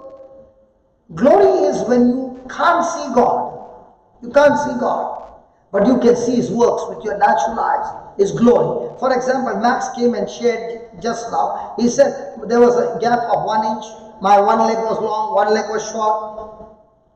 And there was a gap. But you know, after the 3 minutes prayer, everything got aligned. The gap is gone, leg has become big and just grown and become equal. What do you call that? Glory. And now what is God saying? Why has He called you for? Glory. So your life is not to live a natural life. Your life is supposed to be lived a supernatural life, that every day you see God's glory. And who are the ones who will see God's glory? Who have learned to live by word knowledge and not sense knowledge. You know, I always say this iPad, when I open it, it's a machine gun, and every time I open it and I read it, it will destroy the kingdom of darkness. Why? Because I use this iPad to proclaim the word of God, believing in what I'm speaking. So now, will it manifest? Surely. Now, those who want to withdraw from your account, this is how you get your checkbook. Anybody wants a checkbook? Yes, sir. Yes. I don't know, only the Indians are saying yes. The others are saying we got plenty, we don't need. Hallelujah. Okay, verse number 4. Whereby are given unto us. Given unto us or will give us? Given unto us. Given unto us or will give us? Given unto us. You know, when you read the Bible, every promise of God is in past tense. Why is it in past tense? Because it's in your account in the spiritual realm. But am I agreeing to it, or am I asking God in future tense? So, whereby are given unto us exceeding great and precious promises. What is given? What is given? Promises. Now, every time you see a healing, let's take a healing on great and precious promises. Anybody suffering from migraine? At least looking at me, you got migraine. Only 1, 2. Is it there now? Is it there now? What is she saying? Not now. Okay, anybody having headache? Now. Lord, give me one at least. Come on, is there anybody having a headache? Heaviness? You got headache?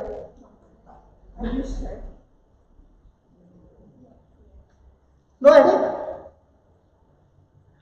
Okay, anybody suffering from spondylitis? What do you call spondylitis? You got? And she complained. You got spondylitis? When you put it down, it goes round. No, that is vertigo. Sometimes easy. What is she got? Okay, come. Okay, you put your hand on his back. English? No English.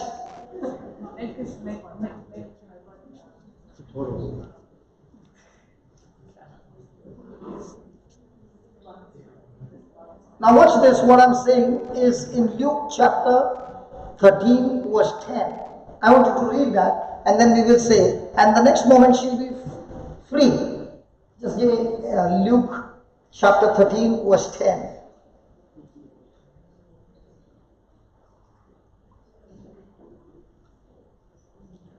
And Jesus was teaching in one of the synagogues on the Sabbath. Then, and behold, there was a woman which had a spirit of infirmity. How many years? 18 years, and was bowed down together and could in no wise lift up. So her back was bent because of the spirit of infirmity. Then, when Jesus saw her, he called her to him and said, "Woman, you are Loose. woman, you are Loose. woman, you are Loose. loose or what?" From thy infirmity. Then, and he laid his hands on her, and immediately she was made straight and glorified God. So I am saying the same words. Woman, you are loosed. Finished.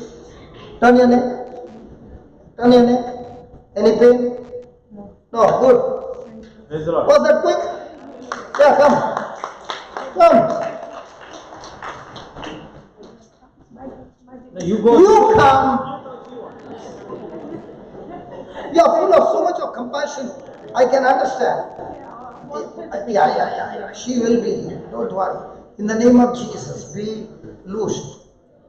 Now is the pain there? No. No. Okay. Did you hear the cracking sound? Did. Yeah. It's gone. That's the trouble. Yeah. Now check. Now check. Good. Now, did I use the word of God or did I use something else? Praise the So Lord. every time I'm opening my mouth and speaking words, I will never speak my words. I'm speaking words from the Bible. Now those words are what? Great and precious promises. And with those great and precious promises, what happens? Again, brother, 2 Peter 1 verse 4. That by these great and mighty precious promises, you might be partaker of his divine nature, having escaped the corruption that is in the world through lust. Now, if a person has got physical healing, but no change in the spiritual life, no change in his attitude, that healing has gone for a waste. The healing is for the person so that he begins to believe and get into a deeper relationship with God. The problem is we use the promises of God for healing. Whereas God says, use the promises of God so that through the promises of God, you become a partaker of his divine nature. When I use the word of God to become more and more like him by renewing my mind, learning to die to myself, now signs, wonders and healings will follow me everywhere I go. Yes. So what should be the top priority? My blessing, my healing, or my relationship with the blesser and the healer? Relationship. So Abraham believed in God because he had a relationship with God. And that relationship, he saw that God is so faithful. And that's when he discovered in his relationship that God has a different way of doing things. He doesn't call things which are there as though they are there. He calls things which are not there as though they were. And that's why when Jesus saw a man who was blind, he never said, "You are blind." He said, "Receive sight." She said she's suffering from that problem. What did I say? Be loosed. When Jesus saw a leper, listen, sweetheart, listen to sweetheart. You're focused on the healing. After the service I can heal her. But if she doesn't understand the truth is what sets you free. Yes. I can heal her after the service. But let me teach the word of God. I don't want you to get hurt. Praise God. Where was I? What was I talking? Oh, you also forgot. Build the relationship with the Lord because After that, yes. When Jesus saw a blind man, he saw a leper. Did he say, you are suffering from leprosy, or did he say, be clean? Be clean. Now what do we say? See, we say things which are as though they are. But Jesus is saying things which are not as though they are. So when you are sick, what is he calling you? By my wounds you have been healed. When you are in a curse, what does he call you? You have been redeemed from every curse of the law. When you are put to shame, what does he call you? You are covered with my glory. When you are in rejection, what does he call you? I was rejected so that you are accepted in the family of God. So do I call things which are there, that they are there, or do I call things from the spiritual? How do I know what's in the spiritual? Looking into the promise of God. So let's say a person has financial crisis. What does he go around saying? I got financial crisis. Can you pray for me? Can somebody help me? I need some money. But a person who is calling things from the spiritual realm will say, I thank you, Lord, for you promised me that you supply all my needs. Lord, you are my good shepherd, and you said to me, when you are my good shepherd and I made you the Lord of my life, I shall not want. When a person is going through the crisis, and everywhere there is fear, he is saying, Lord, I thank you, you have not given me the spirit of fear, you have given me power, love, and sound mind. Lord, even though I walk through the valley of the shadow of death, I shall not fear. Why? Because you are with me. Your word and your spirit, they comfort me. Somebody's mind is in depression. Lord, because you are my good shepherd, you are the one who restores my soul and makes me walk in the path of righteousness. Now, all these promises are those promises having no physical evidence, only spiritual evidence. So once you understand the principles in the kingdom of God is so different from the principles in the world. The world says, first let me see and then I will believe. The Lord says, you look into the Bible and believe and then you will see. Wow. Again. The world says, first let me see and then I will believe. The kingdom of God says, whatever I have written for you, you first believe and then you will see. Hallelujah. So in many of the foreign people from your country come to Goa on tour, and then they will spend the whole day on the beach in that hot sun for 1 week and 2 weeks. Why? They get tan. Even I am standing here because I have come from India tan. Praise God. Now, when they are there and they are in that sun, will that sun affect their skin? Yes. In the same way, a person who is spending time with the Word of God, studying the scriptures, understanding this concept, will it affect his heart? Yes. Will it affect his mind? Yes. Now, will that produce faith? Yes. Now, will it change the concept? Yes. Will it change the strategy? Yes. So, let me give you another example. David is seeing Goliath, right? He has got what? 1 sling, 5 stones. But what is he telling Goliath? I'll chop off your head. Hey, come on. David, that's the biggest lie. How can you chop off somebody's head with a sling and 5 stones? So you find the people whose names are written in the Bible, they are the ones who lived a life entirely different from natural sense knowledge to spiritual knowledge. Now my question to you is, when David said, I will cut off your neck, did he have the sword? No. But did he cut off Goliath's head? So your job is to do what? believe, and speak. The Holy Spirit's job is what? Provide the sword to chop off his head. Oh, did you get that? Hello, did you get that? Hello, did you get that? Please, please. Now let me give you another example. When you see wrestling, there is a team wrestling. In that wrestling, one person is inside, the partner is outside, right? And the wrestling is going on. If the partner who has gone inside, he has submitted, what happens to the person outside? He has also lost the match. Agreed? Agreed? Now, you got a partner, his name is Holy Spirit. Did Jesus say, you will have a person just like me? I will not leave you. Yes. I will not leave you orphan, but I'll send somebody who will comfort you, who will help you. Come on. Yes. Holy Spirit is your partner. Your opponent is a person who is a spirit and is unseen. Now, if you get into the battle inside the ring, he will surely bash you up. So how do you win the match? Don't get into the ring. Stay outside the ring and speak his promises.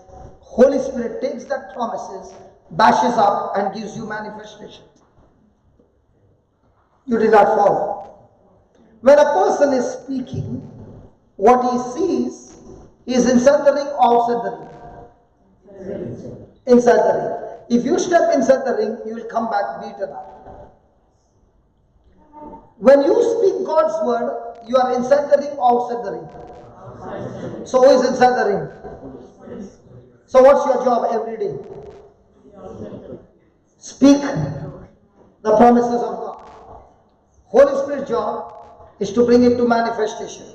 But in our life, instead of speaking the promises of God, we speak about our problems. Now Abraham, let's for example, Abraham. Was he an old man? Yes. Was he 99? What about Sarah? She was 89. Now when he looks at his wife, never had children, can he even think that she can bring children into this world at that age? No. So what is he doing? Is he speaking his sense knowledge or is he talking word knowledge? From the time God changed his name, from the time God told him to count the stars and talk to the stars, Abraham began to talk to the stars. From the time God said, look at the sand, so shall your descendants be. What is Abraham doing?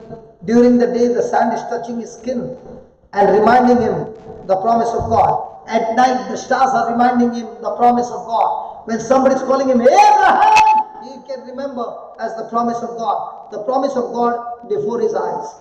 The promise of God in his ears. The promise of God in his mouth. He is doing spiritual fishing. Did it come to pass? Yes. Now check your life. You are in trouble. What is before your eyes?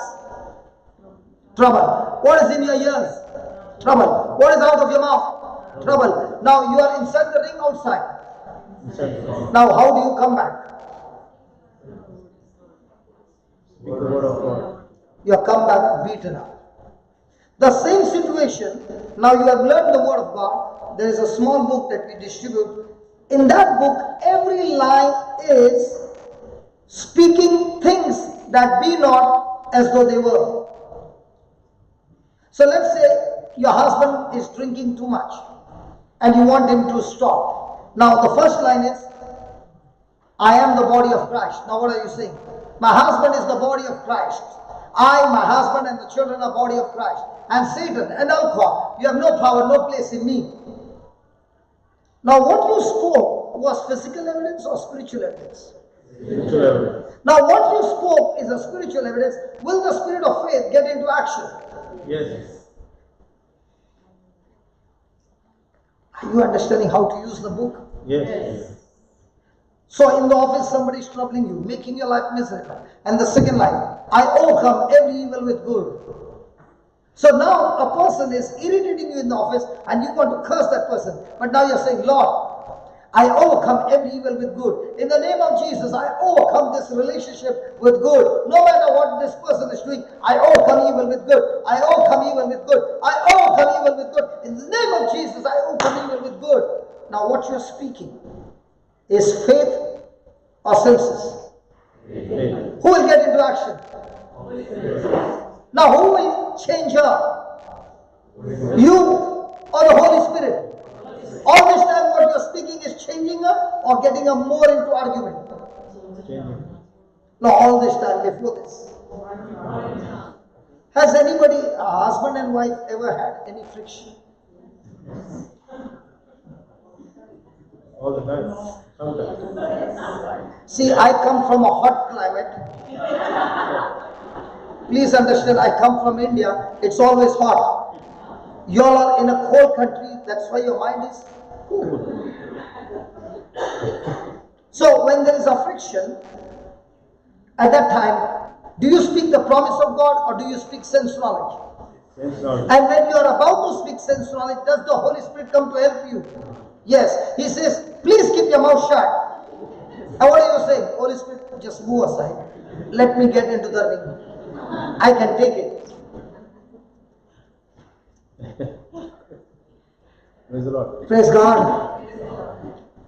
So, the battles are won when you follow God's concepts, application system.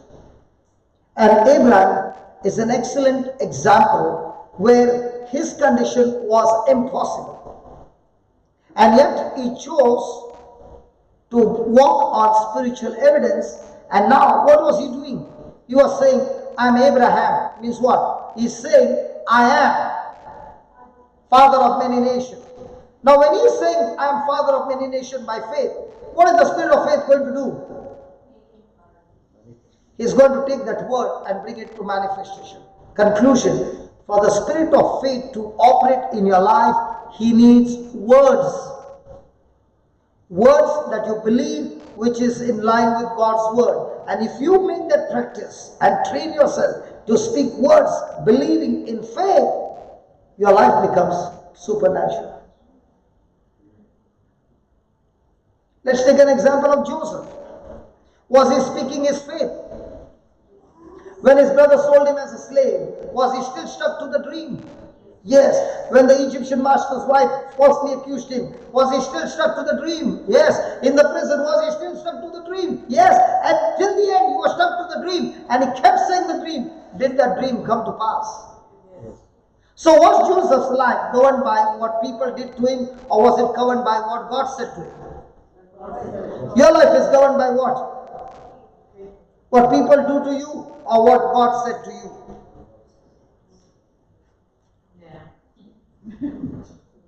I don't want to hear anything. Hallelujah. Is the Lord showing us where we are going wrong? Is the Lord asking us to make some corrections? Yes. And when we make those corrections, is He promising us result is guaranteed? Yes. Praise God. Coming back to Romans 4:17, please. Verse number 18. Who against hope believed in hope. Who against hope believed in hope. Have you ever heard people saying hopeless? Yes. What is the meaning of the word hopeless? No. So, before faith can manifest, you need hope. Yes. So, which one comes first? Hope comes first or faith comes first?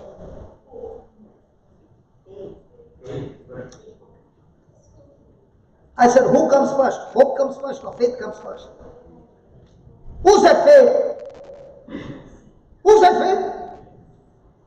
Again. Which one comes first? Hope comes first or faith comes first? Who said hope?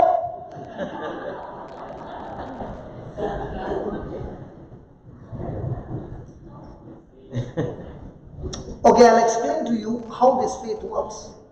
What you are imagining, what you are desiring, what you are expecting, what you are dreaming is spiritual, and that's why it's hope. It is in your mind. And what is in your mind which you are imagining, you want to bring it from the spiritual to the natural. Are you following? Yes. This church, before it was formed, somebody made a hope, somebody made a desire, Yes. Yes. and somebody made a plan. Yes. And then to that plan, other people said, yes, we agree. And then people came and brought their resources. Yes. And then a blueprint was made how it should look Yes. on a paper. And when it was followed with instruction, exactly, the church was ready. Is that right? The building was ready? Yes. In the same way, when a person is looking into the promise of God, the person is making an imagination on the promise of God. It is a hope. And that hope, he's tying it with the promises of God. So, Abraham is making a hope. I'm going to be a father of many nations. God said, I am a father of many nations. I am a father of many nations. Now, he has made that hope, even though it was hopeless. And he struck it with promise of God. As many as the stars, as many as the sand. God has said it. He is faithful. I thank you, Lord. I am a father of many nations. Even though his case was hopeless, the Bible says, hoping against hope, he believed in hope. Now, many of the friends who came to discourage, in their mind, looking at your condition, was hopeless. So when you saw somebody trying to tell him, hey, there's no hope, there's hopeless, you said, I better get this person out, because this person is killing his faith. He is building up his faith and the construction is going on, and somebody is coming and breaking the construction. So she is allowing only people who can come and speak faith to him, the promises of God. Each one is bringing their resources in the spiritual and giving him the resources. What is he doing? His mind, which was always hopeless, hopeless, hopeless, cancer, cancer, cancer, is now the scriptures. He said, I had so many scriptures with me. Lord, I need only one, only one. And the Lord gave him. I'm the one who started the good work in you. I'm the one who is going to perfect it. I'm the one who is going to make it grow. I'm the one who is going to bring it to completion. Now when he got that one scripture, what did he do? He tied it so tight that it would not go out of his mind. Praise the Lord. Now what happened? That promise of God brought peace. That promise of God brought joy. So what was fearful and killing his joy and peace, now the joy and the peace came. Now he began to fight. And now he found cancer who had come to kill him. Now everything got reversed. Faith is killing the mountain. I'll give you an example. I'll give you an example of Max. Max, did you get healed in one day? No, it was a process. Now let me show you the drawing, how it happened. You were speaking the promises of God, but the cancer was still there. It is just like a mountain standing before you and saying, hey, what are you telling me? Mountain, get out from here and be planted into the sea. I'm still here. But you did not change your thinking. Looking at the mountain, you continue to say the same promises. Now please understand, the promise of God never ever works on the outside. It always works on the root. When Jesus spoke that word to the fig tree, he did not touch the fig tree on the outside. He touched the root. And the Bible says the tree died from the root. So when you speak the promises of God, it goes underneath the mountain and starts eating from inside. And the mountain is saying, I'm still here. And you are continuing to say the promise of God. The mountain is saying, nothing's happening. Can you see? I'm still here. And you are saying, no, I'm continuing to say the word of God. And you continue to say the word of God. What's happening from inside? The mountain is being eaten up. And there comes a day when the whole mountain is eaten up from inside and there's only a shell. And one morning when you get up, you find the mountain has collapsed. And that's exactly what Abraham was doing.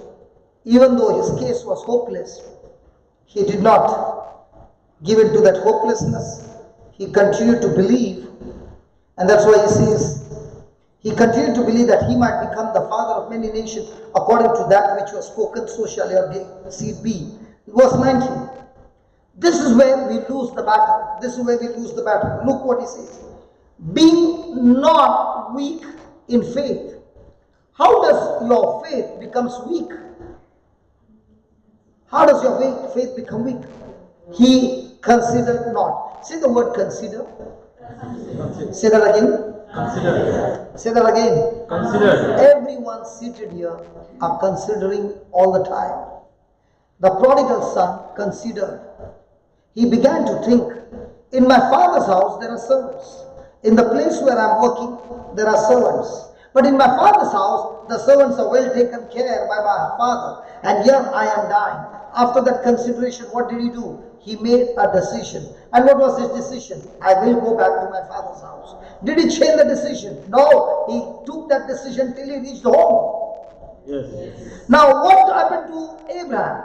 He also began to consider. He saw Sarah, he looked at his body, he looked at her body, and the message came, no chance.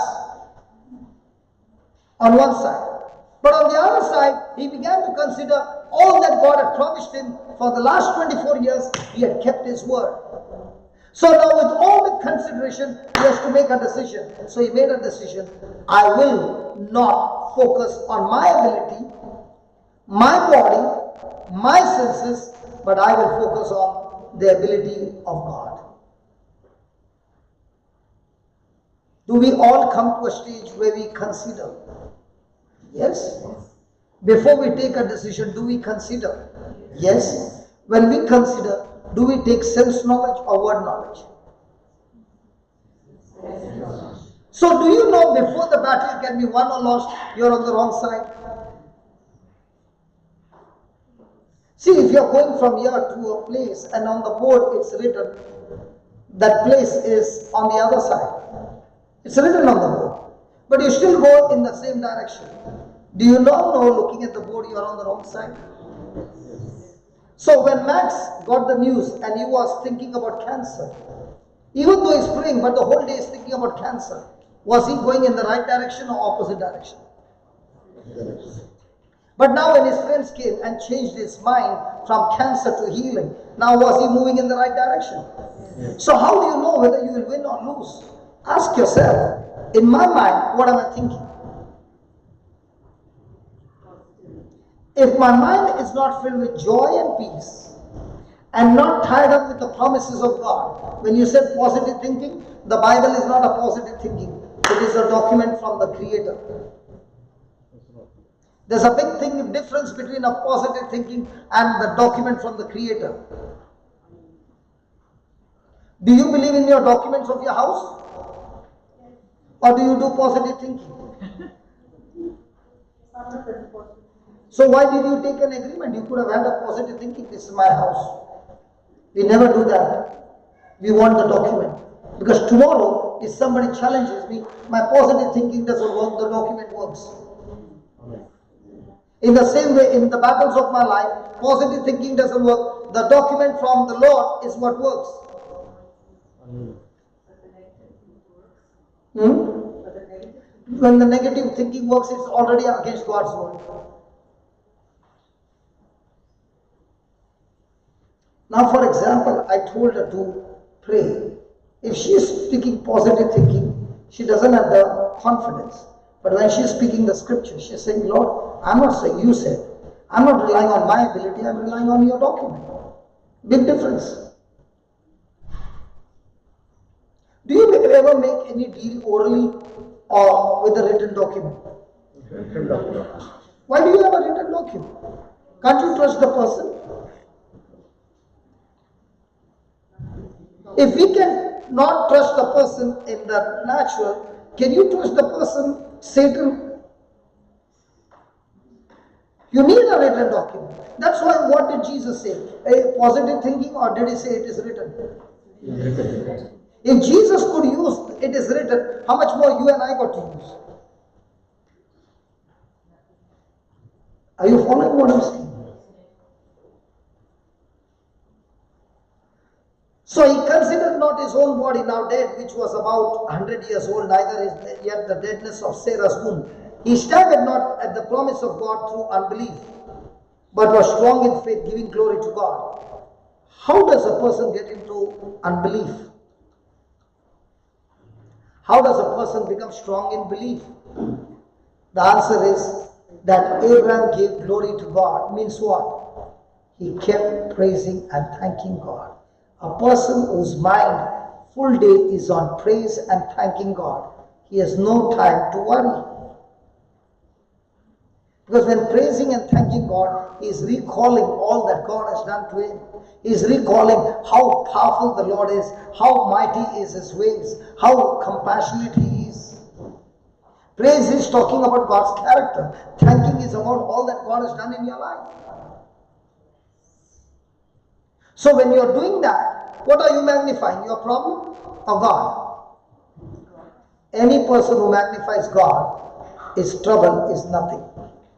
And any person who is worried, is he magnifying God or is he magnifying his trouble? Whatever you magnify is your future. Whatever you choose to remember is your future.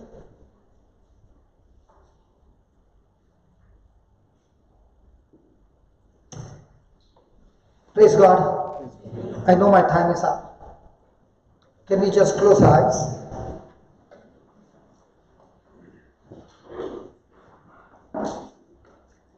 Thank you, Lord, for showing us the difference between Abraham's faith and Thomas's faith. Thank you, Lord, for showing each one of us that our relationship with you most of the time is built on faith and not in trust. Teach us, O Lord, to commit ourselves to you, that no matter how much the pressure is, we will say no to Satan and yes to your written word. Thank you, Lord, that you have redeemed us from every curse of the law. Help us to believe that there are no more curses in our life because you have set us free from every curse. And you have declared to each one of us that each one of us are under Abraham's blessing, according to Galatians 3:13 and 14. Lord, according to this verse, we are free from curse of bondage, sickness, and sin. Jesus, you paid the price with your own life, with your own blood, to get our freedom. Thank you, Jesus. We confess and we proclaim that we are the descendants of Abraham, heirs of the promise, and under the blessings of Abraham. Thank you, Lord, that through the blessings of Abraham, we have spiritual blessing, we have physical blessing, and we have material blessing. Abraham was blessed in all these three areas.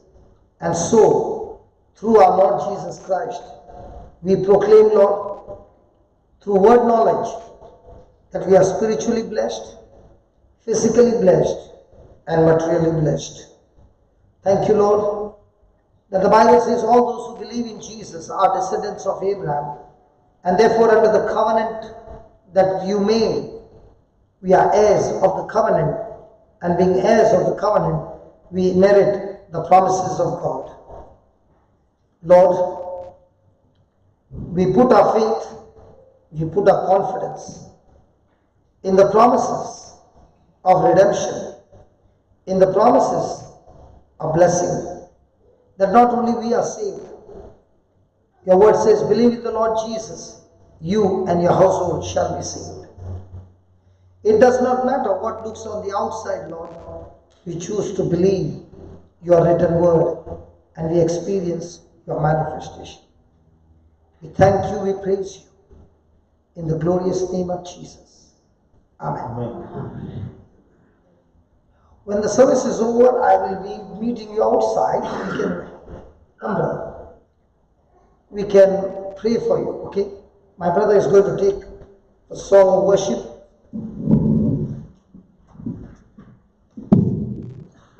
Praise the Lord. Before we can close for the evening, Brother Xavier's got a book where you can register yourself. just to keep in track when Brother Johnson comes back, and saying that we shouldn't go home taking this and keeping it under April, but we encourage you to register yourself and keep in touch with us, and where we can actually meet on a regular basis, maybe once a month or so, and we can put into practice what Brother has actually taught us. In the same way, you can also meet Sister Dimina, please stand, and give your mobile numbers to her, and she'll actually put you into the JCILM WhatsApp group, which is here in South Australia. All right. So before going, we are doing 2 things. Me, Brother Zay, registered the book, and me, Sister Dimina.